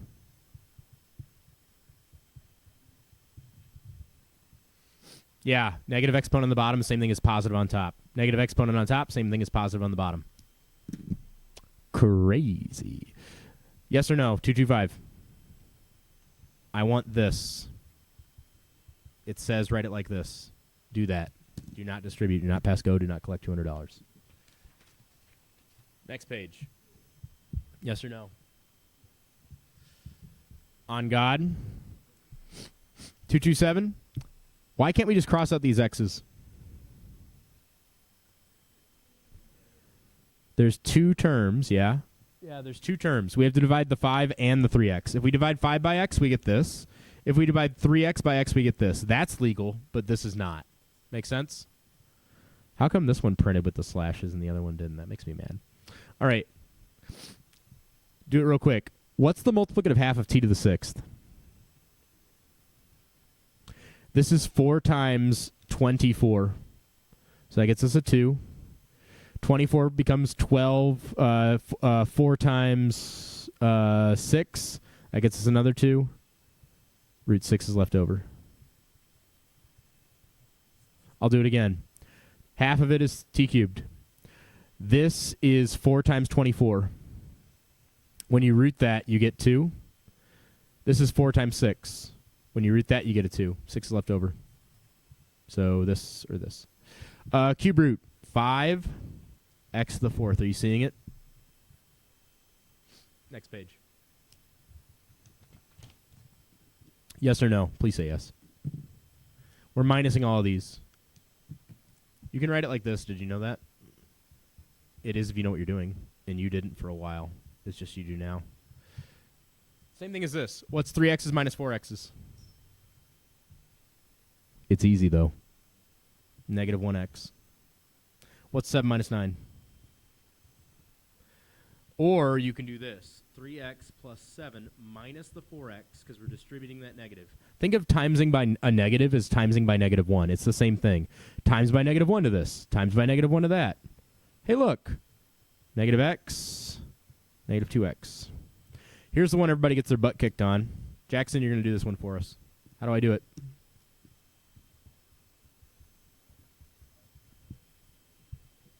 Yeah, this is really negative r squared, isn't it?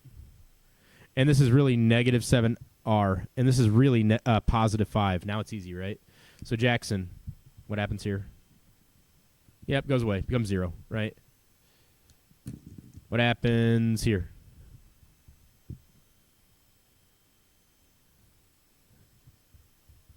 And what happens here? Negative 2 minus negative 5, or negative 2 plus 5, which is positive 3. Down here, after distributing the negative t and the 3, we get this. 3t plus 21 minus t squared minus 9t. Are you guys seeing that? negative t squared, and that's negative 9t. So we get negative t squared. These two combine, though. What's that going to combine to?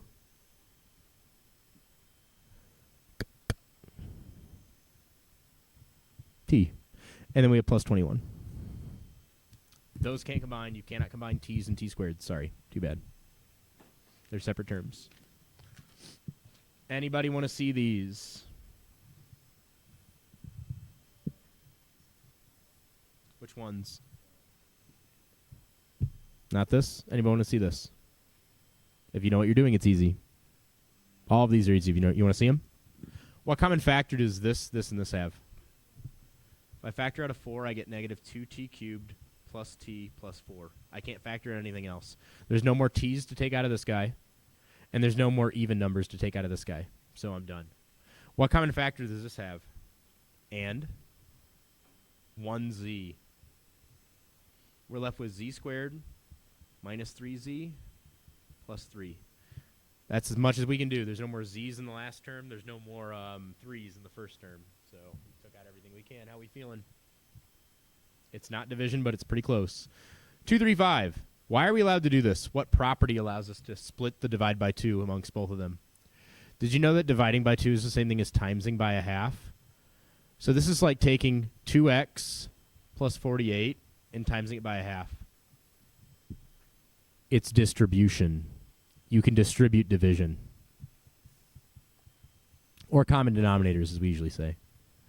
It's distribution. Divide both by 2, right? Distribute that divide by 2. Down here, how many terms do we have in the top? Good, so we're not going to divide because we have multiple terms. What common factor does the top have?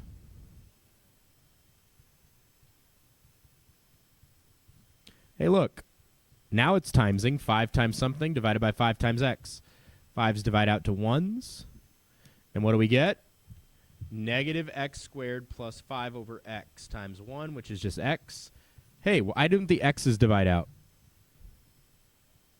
You got to divide both. It's not because it's x squared. It's because you got to divide both. Can you divide this by x? No. The safest thing to do, instead of thinking, can I divide both by 5, which you can do, right, is to factor first and then divide. Can I factor an x out of both? Can I factor an x out of both? No, then I can't divide x out of both, right? Here, what can I factor out of both?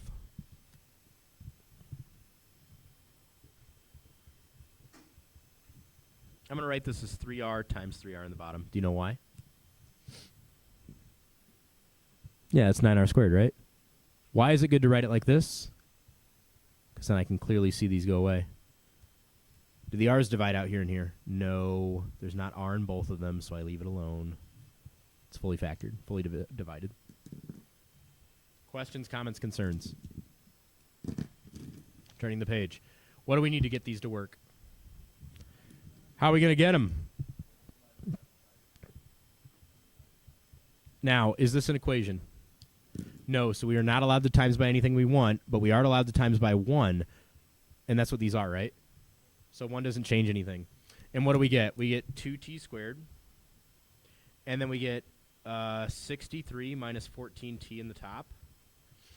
And aren't they both going to be over 7t? So we might as well just write it like that, right? You could have written them both over 7t and then combined them, but I'm lazy. They're both going to be over 7t. That's why we did it. Down here, we need common denominators. How are we going to make it happen? Jackson.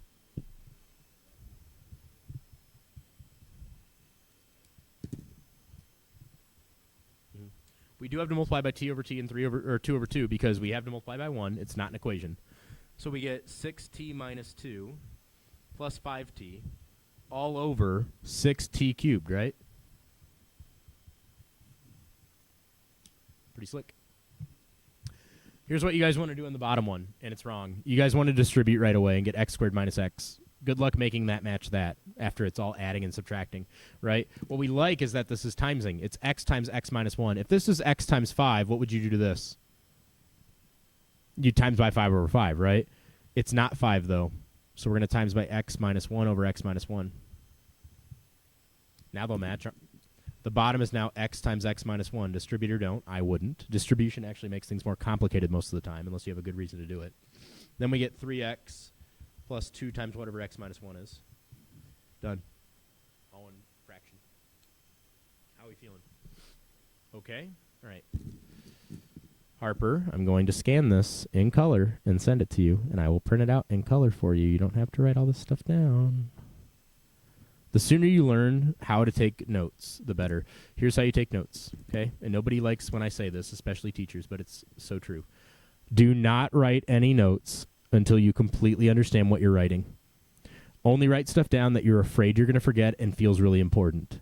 If your whole strategy is I'll just write whatever they put on the board, that's a bad strategy. You're going to write a bunch of notes that you don't understand, and you're never going to look at them again, because even if you did, you don't understand them.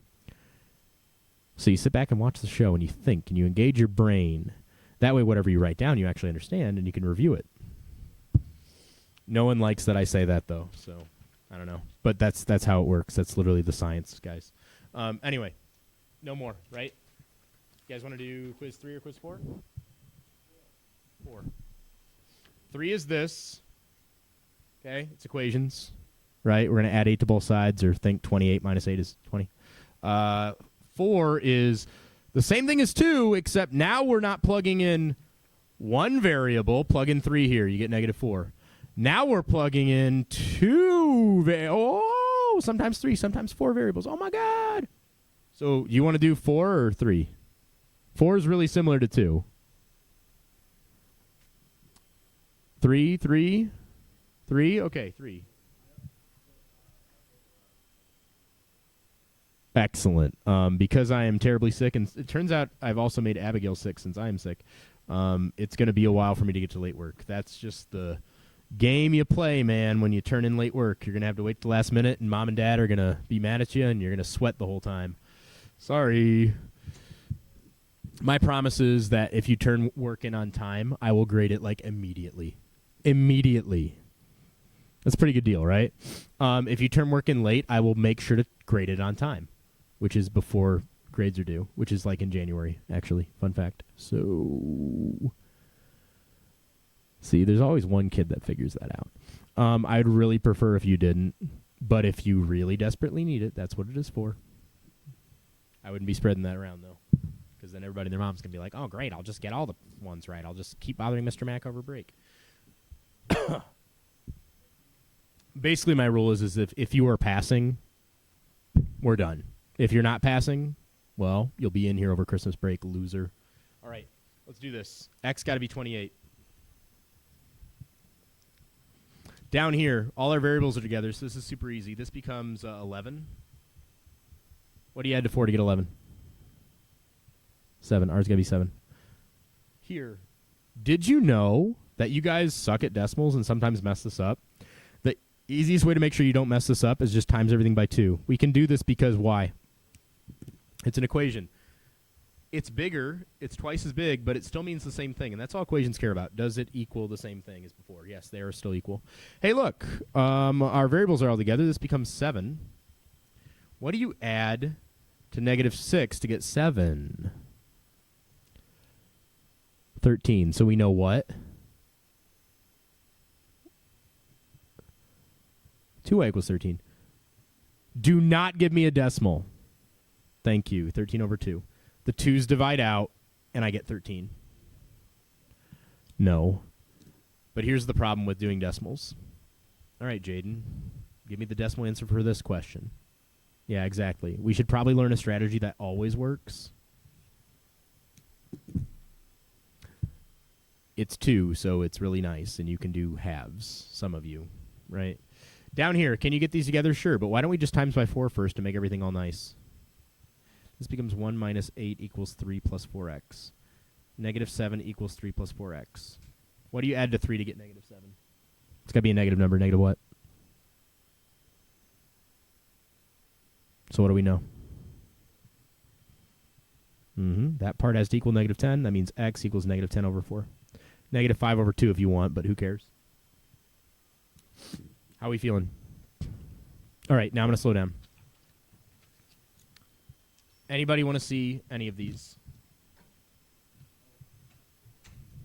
C. Are you ready for this? What do you divide by 4 to get 3/8?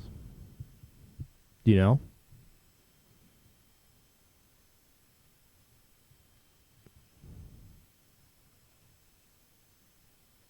If you take this number and divide it by 4, do you see how we're already dividing by 2? If we're also dividing by 4, don't we get this? Also divide by 4? That's sick, right? Another way to do this is to multiply by 4 to get rid of fractions. If you do that, that gets rid of this. I'm not timesing by 4 over 4 because this is an equation. I can times by 4. It's fine. And I get y equals, after these divide out to 1, I get y equals 12 over 8. Guess what that simplifies to? 3/2. Anyone want to see this one? Times by 9. We get this, right? Times by, or divide by 4, we get 18. Or you get negative 72 over negative 4. I don't care.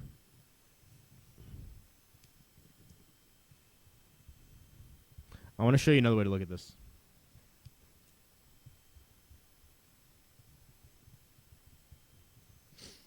That's what S is, right? I need that, don't I?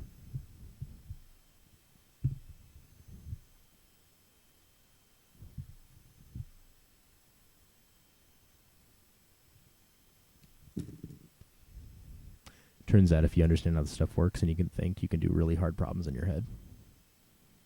Right, S needs to be something with 9 in it, so the 9's divide out. And then 2 times negative 4 gets you negative 8. So I needed a 9 and a 2. 18. Sick, right?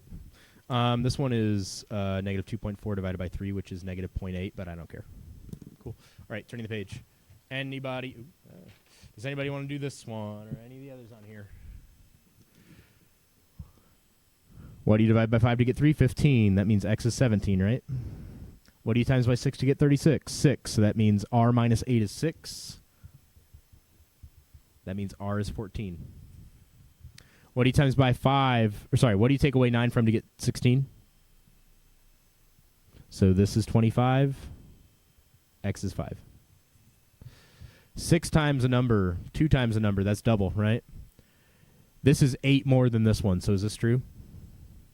No, which one's bigger? This one, so we got to add 8 to this to make it equal.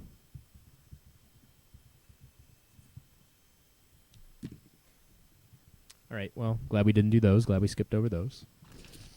Hey, we're on the intermediates. Yes or no?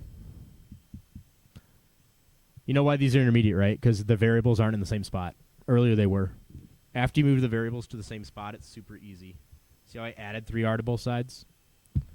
Negative 13, yes? 9r is negative 13. R is negative 13 over 9. Nobody said they wanted to see these, so I'm going ultra fast. But if you want to see them, I can do them pretty slow. Does anybody want to see the next one? Why is this problem hard? What can we do to get rid of the decimals? Yep. This would be times 2 to get 5, which would be nice, but if you times that by 2, you're going to get 3.2, right? So 10 is solid. We can do this because it's an equation. The numbers are going to be different, but the equation will still be true, and that's all the equation cares about. Are the variables all in the same spot? Hello? No, they're not. They're not all in the same spot. It's all one variable, but it's not in the same spot. How can I get my variables together? Yeah, you can subtract this and get rid of that, or you can subtract this and get rid of this. I'll subtract this one and get 9y.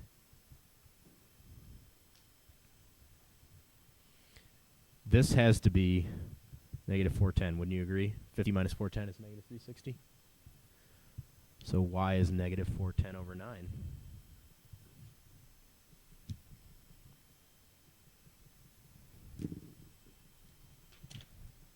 Yes or no?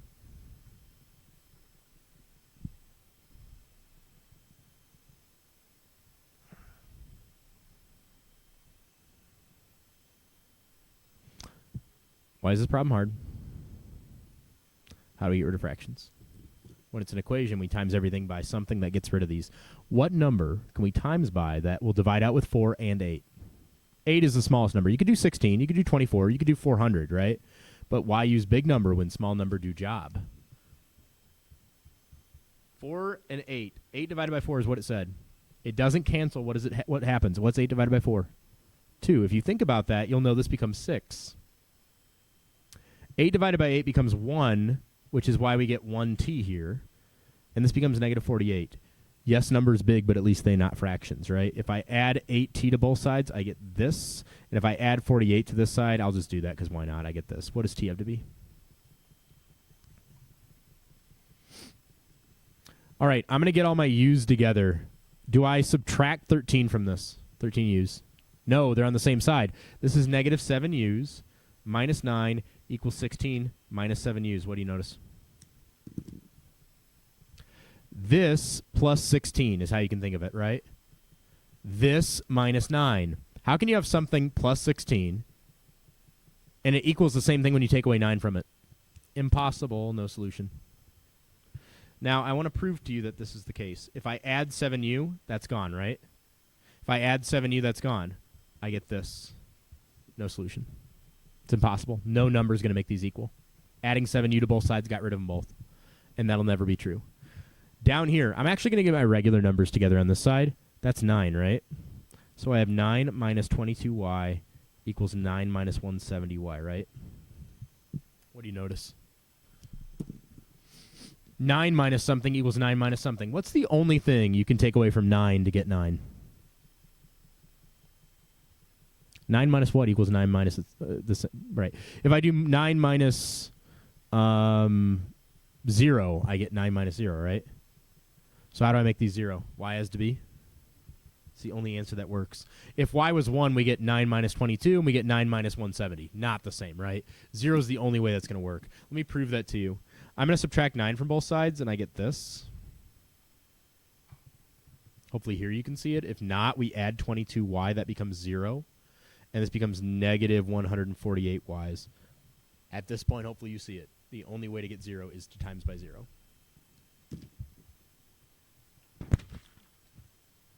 Yes, no, maybe so. What do you want? All right, the first one's really obvious. How do we know x equals 8 is a really bad answer for this equation? 8 over 3 is a fraction. Who cares, right? Big deal. We get 21 in some number, right? 21 plus some fraction, right? It's going to be a weird number. But what about this side? It's going to come out to a whole number, isn't it? 40 minus 9, 31. Will a whole number ever equal a fraction? No, so it's a bad guess. A better guess would have been 9. That could come out as a whole number, right? Or 12 or anything divisible by 3. So we know this is a bad guess. My brother is 6 times as old as I am. So here's my brother's age. Here's my age. Is this true? Who's older? Brother. How much older? So if we times my age by 6, we get his. 12 years from now. Isn't this true? 12 years from now, he'll be 12 years older. 12 years from now, I'll be 12 years older. Who's older 12 years from now? Brother. I mean, he's always going to be older than you, right?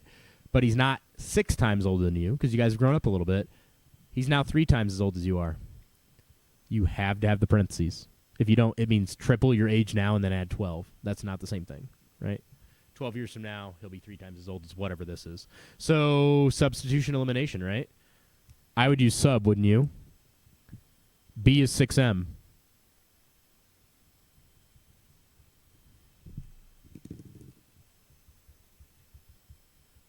Are you seeing it? Why is that a good move, replacing B with 6m? Well, that's also another good move. But why is B being replaced with 6m a good move? Why? Because it came from this equation, right? Why is this equation better to work with than that equation? Mars. It's all m, isn't it? So I have 6m plus 12 equals 3m plus 36. After I subtract 3m, I can solve for m, right?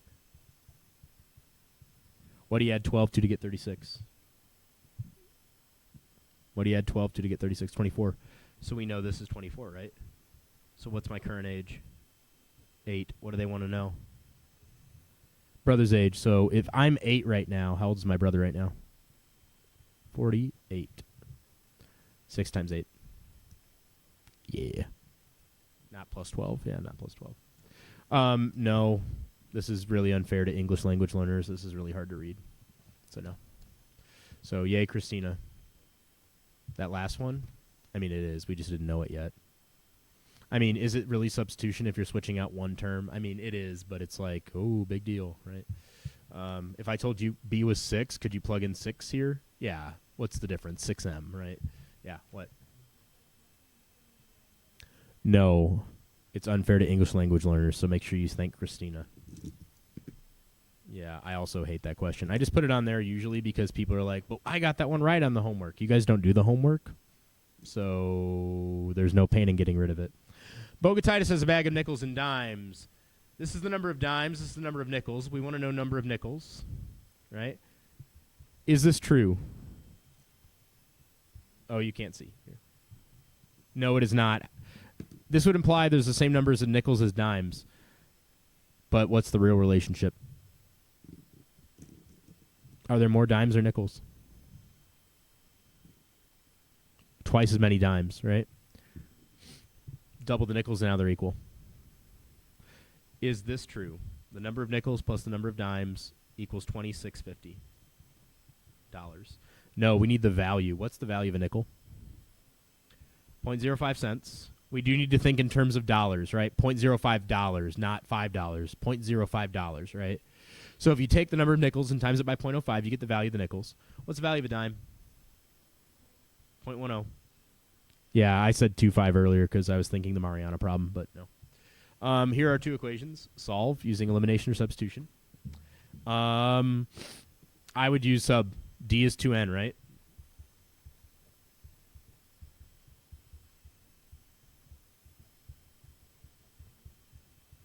What is going on in the gym? Why was Emma not there?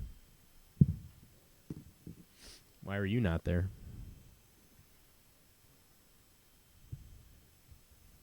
Oh, you guys didn't make it to the... Okay. Okay, so now we're here, right? What can we do to make this problem easier to work with?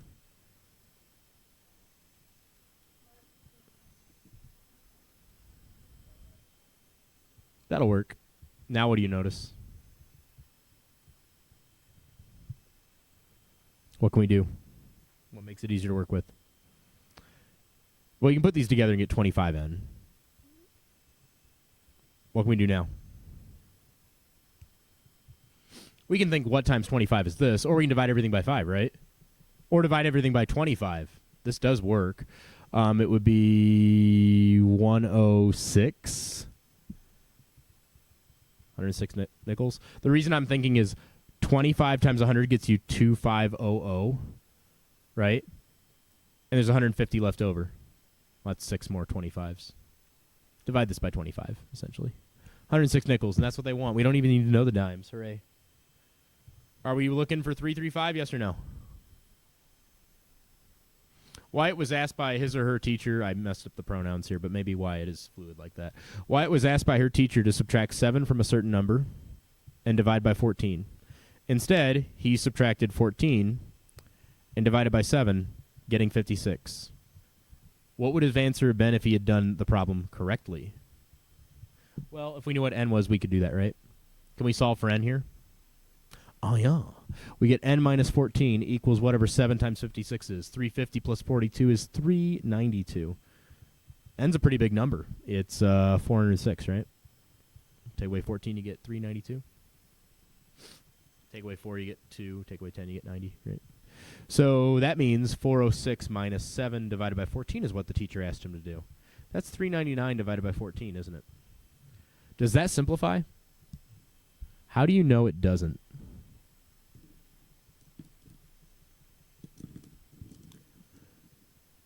Dividing by 14 is the same as dividing by what? 7 and 2. Does 7 go into this? Maybe. Does 2 go into it? No. So we're just going to leave it like that. It doesn't come out nicely. If 7 went into 399, it could, but we don't know that. We do know it's not going to simplify like to a nice number. It's going to be a fraction, right? Because not both 7 and 2 don't go into it. 2 definitely doesn't. So we might as well just leave it like that. Yes or no?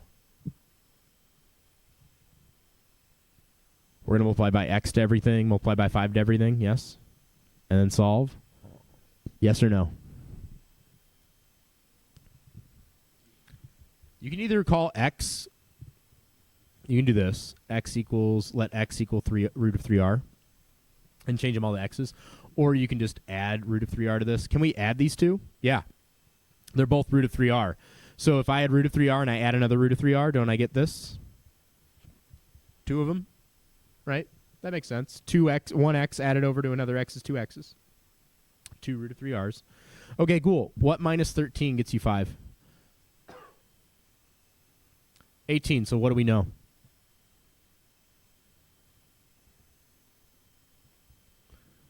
Okay. Now what do we know?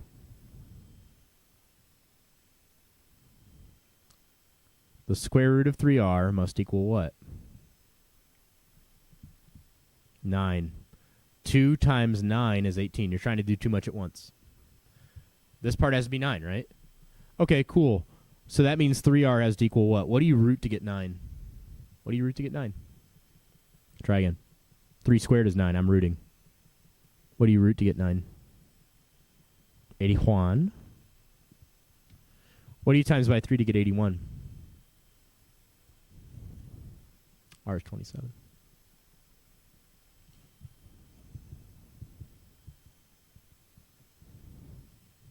Three times 27.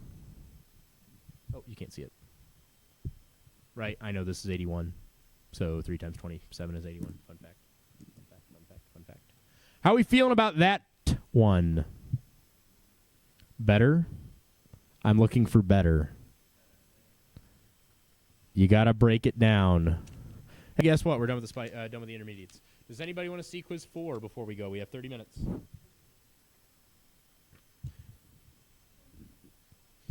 All right, so we're plugging in numbers. Stop, for the love of God, doing -2 times -2 and then adding it to 5. Instead, do this, please. Write out your crap. We know y is equal to what? And we know x is equal to 5. So we have 5 plus 4. Yeah? -2 times -2 is 4. We're separate terms, so it's adding 9. 3 times whatever x is times whatever y is. Stop distributing the 3. Do it in any order you want. What's 3 times 5? 15 times -2? What do you know? You want to see this last one? Yes or no?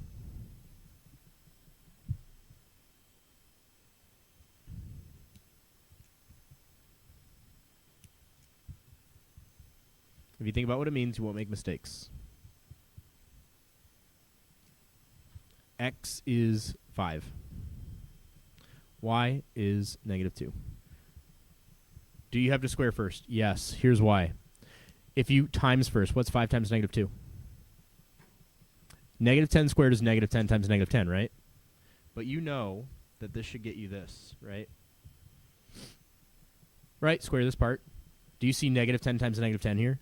I see -10 times -2, right? This does have to happen first. So positive 4 and 10 is 40. This is -50. -10. Better? Awesome. Yes, no, maybe so. Just you two now. Mars is waiting for their mom.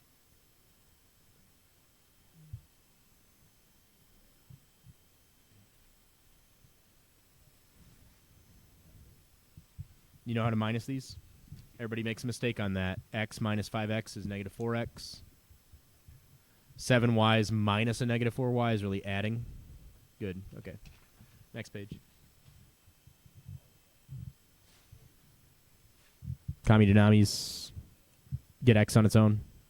Add b times a. Get b on its own. Add b, subtract c.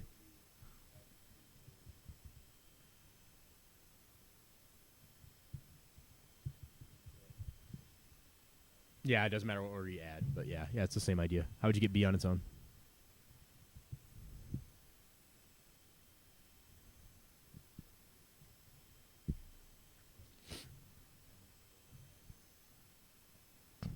Yeah. Add b to both sides, subtract. Or subtract x minus a or something. Right? Now we're on the intermediates. Yes, no, maybe so. For the love of God, plug your stuff in. You guys fear this so much, and you need to stop doing that. Oh my God, it's parentheses in parentheses. Who cares? Stop crying. X is equal to 5. Feel familiar? Oh, whoops. X is equal to 5. And Y is equal to -2. My instincts were correct. Should have grabbed the red pen first. All right. This is negative 6 minus 5, right? And we're going to times it by whatever negative 6 plus 5 is. What's negative 6 minus 5? Try again. Negative 6 minus 5. What's negative 6 plus 5?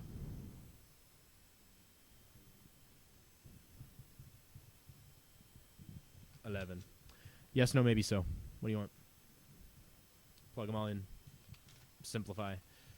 What do you think? Get common denominators for the top two. These are already common, so you get 9c squared, right? And then these two you got to get common by multiplying by 3 over 3 here. Negative 11 thirds d squared. This one times by 3 over 3. They all match now. Boom, put them together. Yes. This one?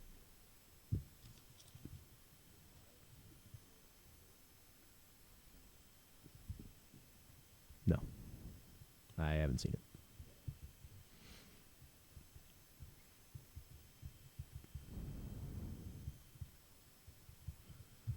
That's negative 9. That's negative 2 thirds. What does this become? 9 divided by 3. 3 times 2 is 6. Then you need common denomies. That's 18 thirds.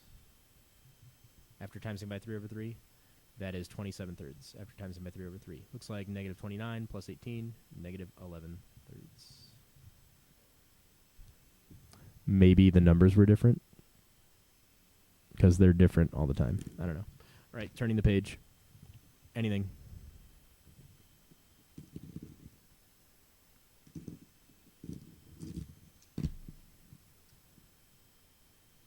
Take your time. We got 30 minutes and it's just you guys.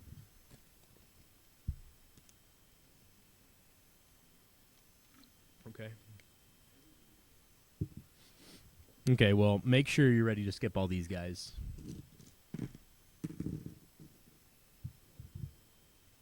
That's the plan. I'm highly medicated right now, but I don't have another supply of steroids, so that's why I feel so good and I'm able to like do stuff. I can't hear it on my left ear, and my throat's like on fire.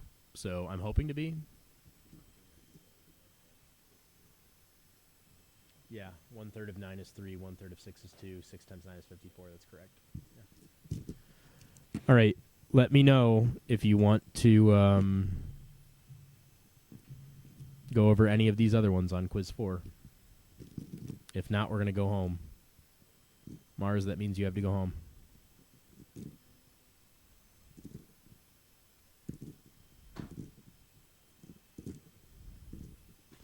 Are we sure we're done with the medium?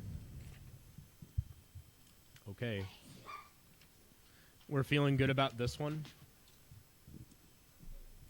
Get A on its own. Everything by A. Move all your A stuff to one side.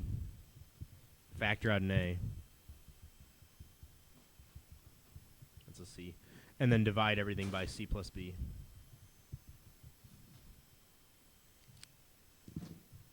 Okay, advanced ones. Oh boy. Okay, so advanced ones aren't hard. They're just annoying. So we have 2 times whatever A is plus whatever B is times whatever C is minus 2. All over A times B times C. Okay, so A is going to be purple to keep things organized. That's 2/3. That's 2/3. B is going to be pink. -1. -1. And C is going to be red. So C is 9. All right, let's do the bottom first. You multiply in any order, right? Is this going to come out negative or positive? Negative. 9 divided by 3? 3 times 2, so it's -6. This is 2 times 2/3. That's 4/3. -1. We'll come back to that. 9 minus 2 is 7. How many thirds are in 1? So this is 3/3. What's 4/3 minus 3/3? 1/3 times 7, 7/3. And we're also dividing by -6. Isn't that the same thing as this? Dividing by 3 and -6? It is. C is 9. A is 2/3. B is -1. That That means this, doesn't it? Yeah. Negative power means reciprocal. So this is 27 over 2.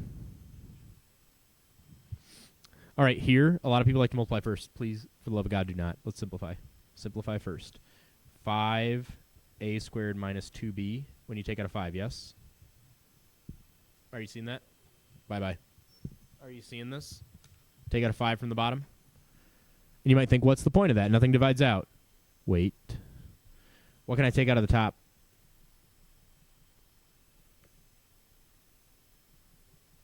About 3a. I'm left with a squared minus 2b.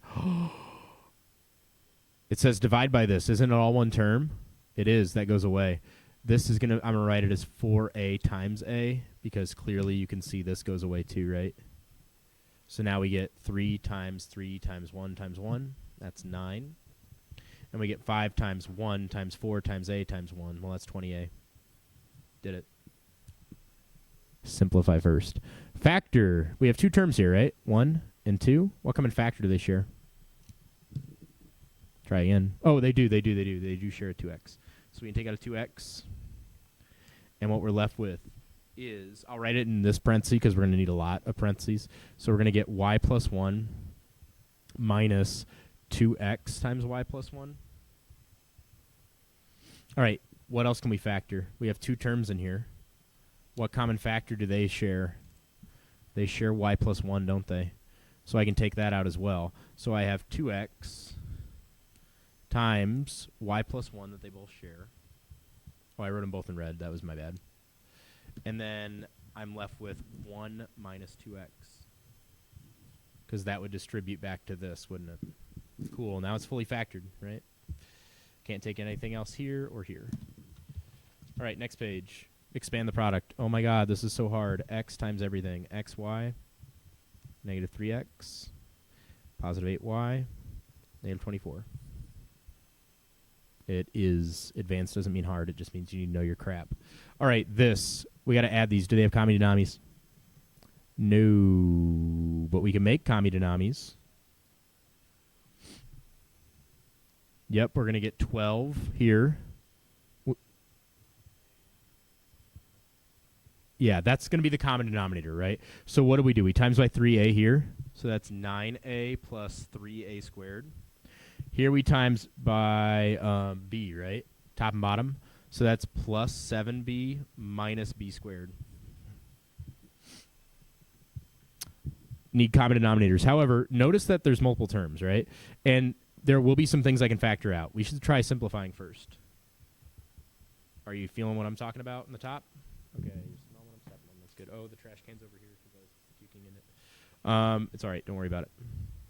Focus. Let's get out of here. So I took out a 10. What can I take out of the bottom? We're left with r minus s. You can do that. It's 10 times something divided by 4 times something. The somethings divide out. Okay, 10 becomes 5, and this becomes 2. Okay, cool. Over here, we can take out an r. And we want to do that because we can take out an r here.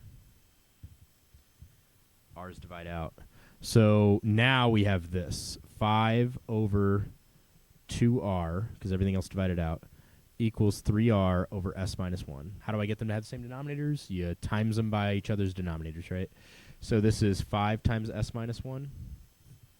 And this becomes, oh, that's not equals, that's plus. Equals plus 3r times 2r. You can distribute or not, I don't care. It's all one fraction now. You seen it? Cool. Solve this equation for x in terms of y. Terrible idea in real life, great idea in math. We're going to get our x's together. So everything with x on one side. I added 4 and I subtracted 2x, yes? What common factor do they have?